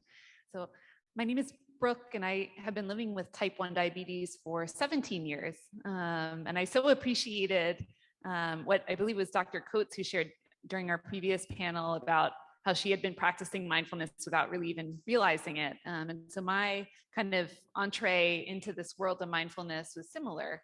So at the time I was diagnosed with type 1 diabetes, my older sister could tell that I was struggling, especially given all of the changes and adjustments I had to make in my day-to-day life. And so she bought me a yoga mat and a yoga DVD, and I started doing yoga. And at the time, I didn't really have any concept of what mindfulness was or how it could be of benefit, not only to myself and my medical condition, but also to every other aspect of my life. Until about 7 years ago, when I enrolled in a mindfulness-based stress reduction course And I had had a background in global public health before that. And so I had seen a lot of the research on the effectiveness of MBSR for a whole host of different medical conditions, as well as psychological conditions. And so I thought, you know, this is like, what harm is there in trying? And I had similarly struggled to establish a really consistent meditation practice up until that point. And so MBSR gave me the structure that I needed to really establish and also connect with practices that really resonated with me. And so with that, I began practicing meditation formally, but then also incorporating informal meditation practices throughout my day. So anytime I would wash my hands, that would be a mindful moment. So I would feel into the sensation of the water on my hands, feeling into the movement, all of that. And then over time, I realized like, oh, there's a lot of commonality between the practice of meditation and mindfulness and the practice of living a life with a complex condition like type 1 diabetes. And so that's when I became interested in incorporating mindfulness more into the different facets of just managing diabetes. And so I, over time, really became interested in self-compassion practices. And so had done a training through Stanford University, looking at really how you can apply compassion and compassion-based mindfulness practices into just about every facet of our lives and world. And that's how I began really bringing that component of mindfulness, which is compassion, into my own life with type 1 diabetes, and also sharing it with others. I really appreciated what Fabiana shared with us regarding the amygdala and regarding being reactionary. And I just wanted to have a show of hands, and then I want to ask Peter and Sam a question about this. How many of you, when you're like struck by something, you feel sad or hurt first versus when you feel really angry or really pissed, right? So like, how many of you go to hurt first or anger first? So show of hands. How about hurt first? Hurt and sad first. Hurt and sad. Okay. Okay. How about anger? Do you go to anger first? Yep. Yep. And so I think this is one of the things I've been really curious about is when you have these moments when you're feeling hurt or sad, because some of us go right there and some of us go right to these like amygdala responses where we are really mad really quickly and we go from 0 to 10. How do you get mindful in those moments? Like literally we have them all day long as parents, as coworkers, as friends, as family members. Sam, you want to kick us off? Sam, you seem real chill. I mean, what do you do when you get really mad, right? Can you give us an example, like a benign example that won't out anybody maybe in your family or among your friends? Sure. So the first thing is just to have the intention. And so often we go through our days without that intention and without realizing that what would be preferable to us would be to not have a big outward outburst or reaction in that way. And that's just step one. You have to come with that. And then when you come with that step one, you realize very quickly that you're not always in control of having that reaction. And so you'll often realize that you've done something. Dr. Araujo earlier, was talking about when you say something that you immediately regret afterwards. And you're fortunate if you regret it immediately rather than, a few minutes later or a few hours later. And so the early process is just recognizing when we say something we don't want to say or do something we don't really want to do, that isn't how we want to be, and just recognizing that. And it's really tough to recognize that without judging ourselves. The next stage that's quite natural is for us to judge ourselves. And that actually, sometimes we have this belief that that's actually going to help us do better next time. But the reality, and this is quite affirmed psychologically, is that that actually feeds into a cycle of us doing it again. So rather than becoming aware of what's happening and perhaps why it's happening, we do it, and then because it feels so bad when we judge ourselves, we do something to relieve that judgment or kind of try to forget about it, and then we're not prepared for next time it happens, because it will. There's always going to be something else that upsets us. And so first thing is we recognize we've done something that we don't want to do. And then Peter gave this amazing instruction earlier to just feel. What does that feel like in the body? Often there's guilt or shame, and those two things aren't exactly the same, but just feeling what that feels like in the body. I really wish I didn't do that. And just sitting with that, being able to say, okay, I can feel uncomfortable with how that was. And then next time it comes up, we get better and better at learning when we're actually able to own that experience of not liking how we responded, to get better and better at recognizing in the moment when it's starting to happen, because we can feel these feelings in our body bubbling up, and we're ready to react and respond in a way that we don't like.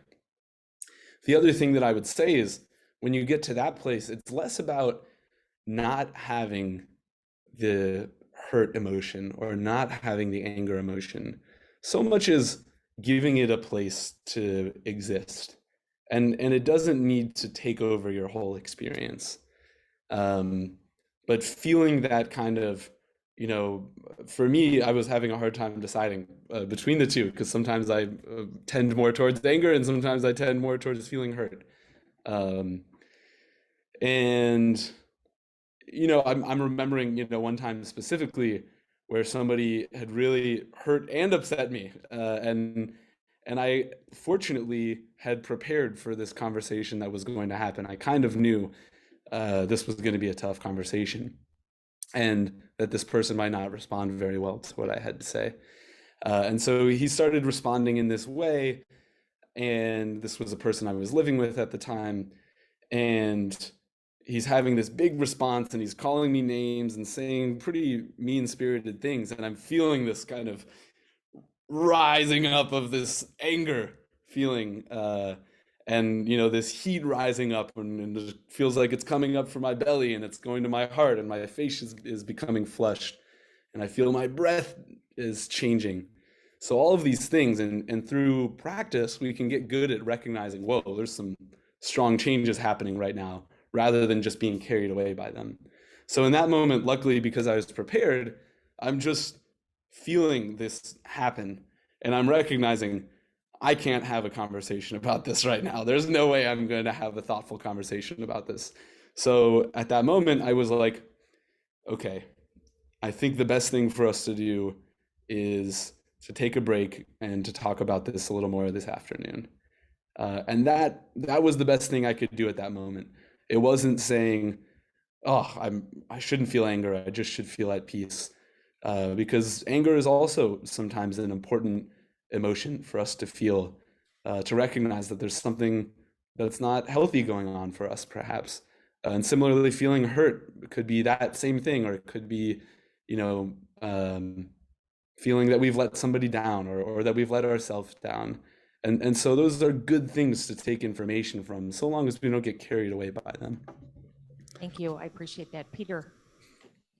Yeah, the only thing I'll add is, from my own experience, and this is also with Sam, going through exercises, like Sam and I, we've done several practices together, the no practice, the just recognizing that anger is an emotion, but what is it that's below it? What is causing that anger? We are taught at such a young age by the families we grew up with. I grew up with a very explosive dad, not physically, but verbally, yeah. We knew that he was quick to anger, like that. And that can be so disruptive in our lives, almost like diabetes, right? It just appears all of a sudden, a drop, a sudden low, and how disruptive that can be. But that's what we know, that's our experience. And I think what the mindfulness practice has shown me is we have to relearn some of what we were taught and learn to do it differently. So Dr. Coates talked about, her practice growing up with meditation, with prayer in her family. We're taught certain things. What this practice has taught me is not to ignore the emotions, right? But to be the word I use is non-reactive. So the mountain practice we did today with just having things happen around us and not reacting right away, not reacting. It doesn't mean we don't care. It doesn't mean we don't feel it. But through our practice, we're training ourselves not to be explosive, not to be able to sit with it and feel it, experience it, but not to have it take over our lives. And so this is a few of the things that I've learned through my own mindfulness journey, which has really been about 2 years. But I think it also shows the power of what this practice can do, because 2 years is not a long time to have a real significant change to how I will respond to certain events, activities. I've never been slow. I've never been quick to anger. I've been more like, I'm going to ignore this, which is the opposite. But the practice has also taught me to face things and to experience it, to deal with it, but to be comfortable in doing that. Brooke, can you share with us your experience, how meditation and mindfulness maybe has really helped your diabetes? So, when you were diagnosed, you were quite young, you're still young. What was your experience, or perhaps your journey through anxiety or sadness around having diabetes, probably as a teenager, and where you are now? And how do you think your practice currently is helping you? That's a great question. I wish I could say I knew all of the ins and outs of the ways that the practice has impacted my diabetes, but I'm still kind of discovering it, which is a beautiful gift of the practice. I would say for me, in particular, a few people have mentioned that they're perfectionists and have, I would guess, probably very high standards in terms of sort of what a desired level of kind of diabetes management is. And that totally resonates with my experiences. I was 16 when I was diagnosed. I was ready to hop out of the nest of my family at that time. So very quickly became very independent in managing my own condition. But as a result of that, I took it all on myself and didn't have a community in which to share experiences, to have people listen and affirm what I was experiencing, both in terms of the physical effects of the condition, but even more so the emotional impacts, because it is, right, every single day, it's a relentless task, and one that we can never manage perfectly. Perfect is not possible with diabetes. And so for me, my work has really been, or the transformation that I've seen, sort of my mindfulness practice facilitating the most, has been around transforming self-judgment, self-criticism, really a sense of, on the extreme of that, burnout and pretty chronic diabetes distress, because I was always trying to get it perfect. I always wanted to get my numbers in range, in the last few years, have that perfect flat line on my CGM, and just beating myself up when I couldn't do it, or assuming that every sort of diabetes hiccup that I experienced was because of something I did or didn't do, when we know there are more than 40 variables that affect our blood sugars, of which only a few are within our control. And so I think for me, self-compassion, practicing that on the cushion, not necessarily, in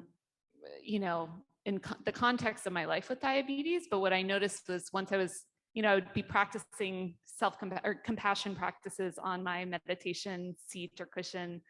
And I'd be like, I don't think this is doing anything for me. I don't think anything's really changing. And then one day I was out walking around and I got I think I tested my blood sugar and it was 230 or something. And I wasn't expecting it because I'd just been cruising for the last couple of days. And my immediate thought was, oh, what did you do? And then another voice came in and it said, this is really hard. I'm sorry you have to deal with this. And I was like, whoa, where did that come from? Where did that voice come from? But it's just that practice of over time, even if we don't realize that our minds are changing, they are. And I think that's, from this morning's keynote, one of the most hopeful messages of mindfulness is that is of neuroplasticity, of our minds can change and we become good at what we practice. And so if we practice compassion, we will become great at compassion over time. If we practice kindness, if we practice patience, if we practice friendliness towards ourselves, we will get really strong at those qualities. I love that. Thank you so much, Al.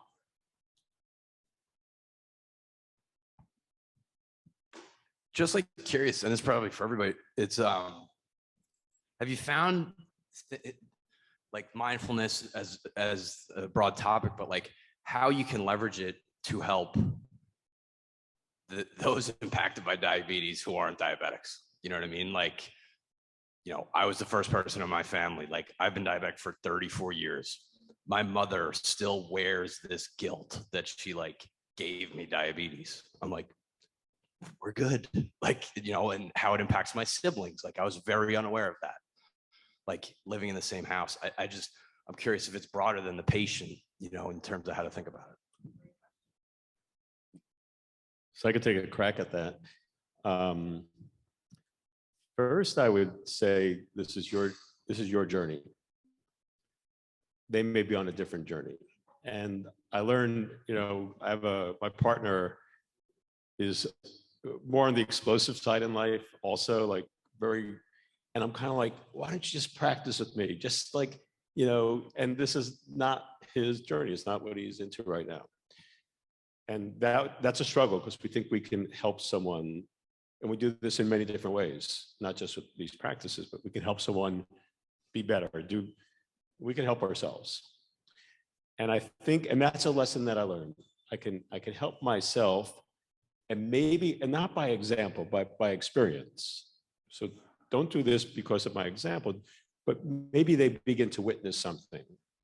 My own acceptance of my diabetes may help them accept the fact, or that they don't need to be guilty any longer. And so I think it's that witnessing that other people can have, and perhaps they can join you on your journey as well, and be more open to change and acceptance and non-judgment and the things that come with this practice. But I think by just witnessing, and that's the experience that I have with my own family, hearing those comments from people like, you know what, you are different. You know what, the way you approach your diabetes now makes me feel more comfortable. I used to be at a point where when I went above 180, it could be 2 o'clock in the morning, I got out of bed and got on a treadmill. I was only diagnosed 6 years ago, so later on in life. And I would leave a party to go walk around blocks. And a lot of us have done this because I thought I had to control it. And once I learned that I can be okay, other people responded in kind. Like, oh, he's not that crazy. Like, you know what, he got it. He's not the crazy guy we think he is. So hopefully that's helpful. I just couldn't agree more with everything that Peter just said. And I would like even go the next step further and say, you know, Al and all of us with diabetes know that at its most difficult, it is really disruptive for the people around us. You know, it's quite natural for our moods to swing when our blood sugars are swinging up and down, and for the things that we said we were going to do, for them to become really difficult for us to do all the things that we were planning to do. And you know, plans change and there might be disappointment and all of these things. And so there's two things. One is these practices, and it's a variety of different practices, really increase our capacity, first of all, to take good care of ourselves, so that perhaps there's a little bit less of that disruptive activity happening over time. That's a long process, but in a shorter period of time, it also helps us take better care of ourselves from a psycho-emotional standpoint, so that we don't put that burden on other people. And that's not to say, oh, you know, we don't need anybody else. We know we definitely do. We need community, we need each other. But the difference between, you know, to use an example, if you're angry And maybe you're not even angry at a specific person, but you're angry at your blood sugars, and somebody that you care about comes and says something to you, and you just yell at them because you're angry. The difference between that and saying, hey, I'm having a really tough time right now. Could you be here with me? You've done so much work for them. A really, wise and patient and still person might get yelled at and say, wow, that person is having a really tough time. I should try to be there with them. But very few people are going to be able to do that kind of emotional labor. And so you can kind of do that with these practices. You can start to be better at doing that on your own, to learn what you need. And then you can give some of that to yourself, and you could really skillfully ask other people for that as well. So even just that is helping the people around you, because this is a load to carry. It is a burden, and we can become more skillful at doing that.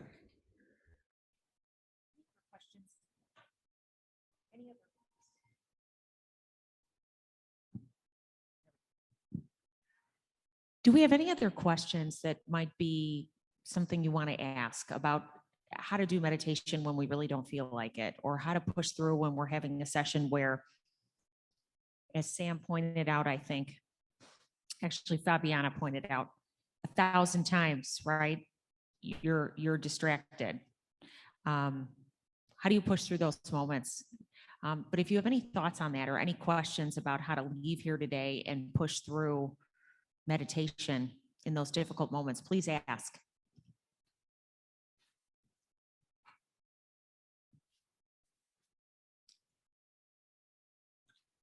I need my own mic. So any advice on, like, for those of us starting on this journey to, like, stay the course, right? I love that, Peter, your suggestion of, like, the 30-day commitment, but, like, is it like, hey, like, you might get to day 20 and really think like this is a bunch of, but like stick with it, or from your own experiences? Yeah, I guarantee you'll get to day 5 and say, this is a bunch of whatever. But the beauty of the practice, it is this analogy of working out. You can have a crappy workout. We all do. Like, we go out to, I want to go for a 30-mile ride and it's terrible. But if I went on that ride, I still get the health benefits. So I think just this idea of feeling comfortable being with it, that I will do this, and I'm going to have really some days that I don't connect with this practice, even though it was only 5 minutes sit, and I didn't want to do it, and I didn't connect with it. That's okay, because that will happen over and over and over again for the most experienced practitioners. They will have many days that they just don't connect with the practice. There's also something beautiful about the beginner's mind that Brooke talked about earlier and shared, that it is something wonderful when you first start practicing. You experience things that are new and fresh, and you sense them and feel them. So it's actually sometimes very encouraging when you start, because you get some quick results. Again, like, going to the gym for the first month, not so much, but the second month, things start appearing. And I think that happens in the practice. So my advice is to commit, like anything else, to stick with it and don't get stuck, and and understand it's not always going to be these amazing practices, but the journey is worth it, and you'll experience new things, and we've all experienced that it's so helpful, like it's real, tangible, helpful to our lives. I was just going to say one thing because I'm so new to this. It is near impossible in my home, if I get up at 5 in the morning or if I get up at 3 o'clock in the morning, somebody's up, somebody's asking me a question. There's a puppy in my face. There's a Pete in my face. My son's name is Pete. Like, there's always something going on. And I feel like I can't even get like 3 minutes by myself in the house. So the value for me is I'm going to go for a walk, but I'm going to like sit at the park for 5 minutes and do this.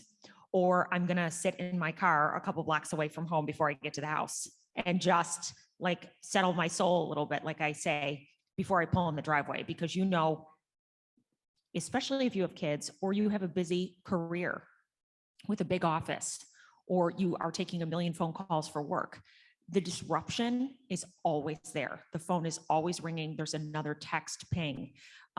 The key is to try to find yourself a space. And for me, it is not in my house. Like I've tried it.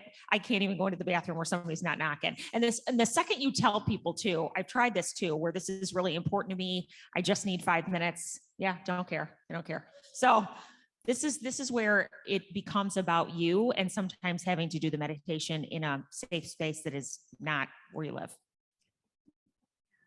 Let me just add, there's a quote that I was introduced to early on in my meditation practice. I think it's from Thich Nhat Hanh, and he said, if you don't think you have 5 minutes to meditate, then you should meditate for an hour. And so it's really, I would say, bringing, you know, as Sam and Amy so beautifully like raised to the group of this, just bringing the energy of exploration and experimentation to your mindfulness practice, especially as you're getting started. And let go, like when you're trying to choose a new sport to play, like it's not going to feel comfortable, but you'll find some or like a new hobby, you'll find some things that just click with you. And so when you do that, keep going down that path, and at some point it will change. And then you'll start again, and you'll start again, and you'll start again. And so that's what mindfulness is. It's just you keep trying. And then over time, you may not even realize it, but you will change, and the practice will become more integrated in your life. I love what Sam just put up. Feelings come and go like clouds in a windy sky. Conscious breathing is my anchor. Sam, do you want to share with us a little bit more about this as we close and kind of wrap up our day? I sure can. Sorry, I had to unmute myself. Yes, it's a beautiful quote. And I actually was sharing this page as well, because that's the community page for this community that Brooke, Peter, and I started. And that's an excellent place for those of us impacted by diabetes to come together to experience these practices, if that's what feels right. And for some people, you know, it might feel more comfortable to be on an app throughout the day. And I know when I was starting, that felt more comfortable. And as I've become more committed to practice, I realized, oh wait, I really do need a community. And so it's both. But that was part of the reason I had that up there. But Thich Nhat Hanh, who said that quote, and I mentioned him earlier, so just wonderful teacher and passed away actually earlier this year. Let's see. Yeah, I just couldn't agree more with what Brooke and Peter have already said about this, and so grateful for everybody's time today, and so looking forward to doing more events like this, and perhaps practicing with some of you on Zoom, and seeing you next time live. Fantastic. I want to thank all of you for joining us today. Certainly a big round of applause for all of our speakers. Huge round of applause for Emily, who joined our team 6 months ago. She's the greatest thing that ever happened to me, and greatest thing that ever happened to Kovler. So thanks, Emily. And Doctor, we'll be seeing you soon, and we'll be sharing more about our mindfulness and meditation practices. We hope this is the first of many virtual and in-person events. So we want everyone to take some food with them and have a wonderful, beautiful Sunday. Take care. Thank you.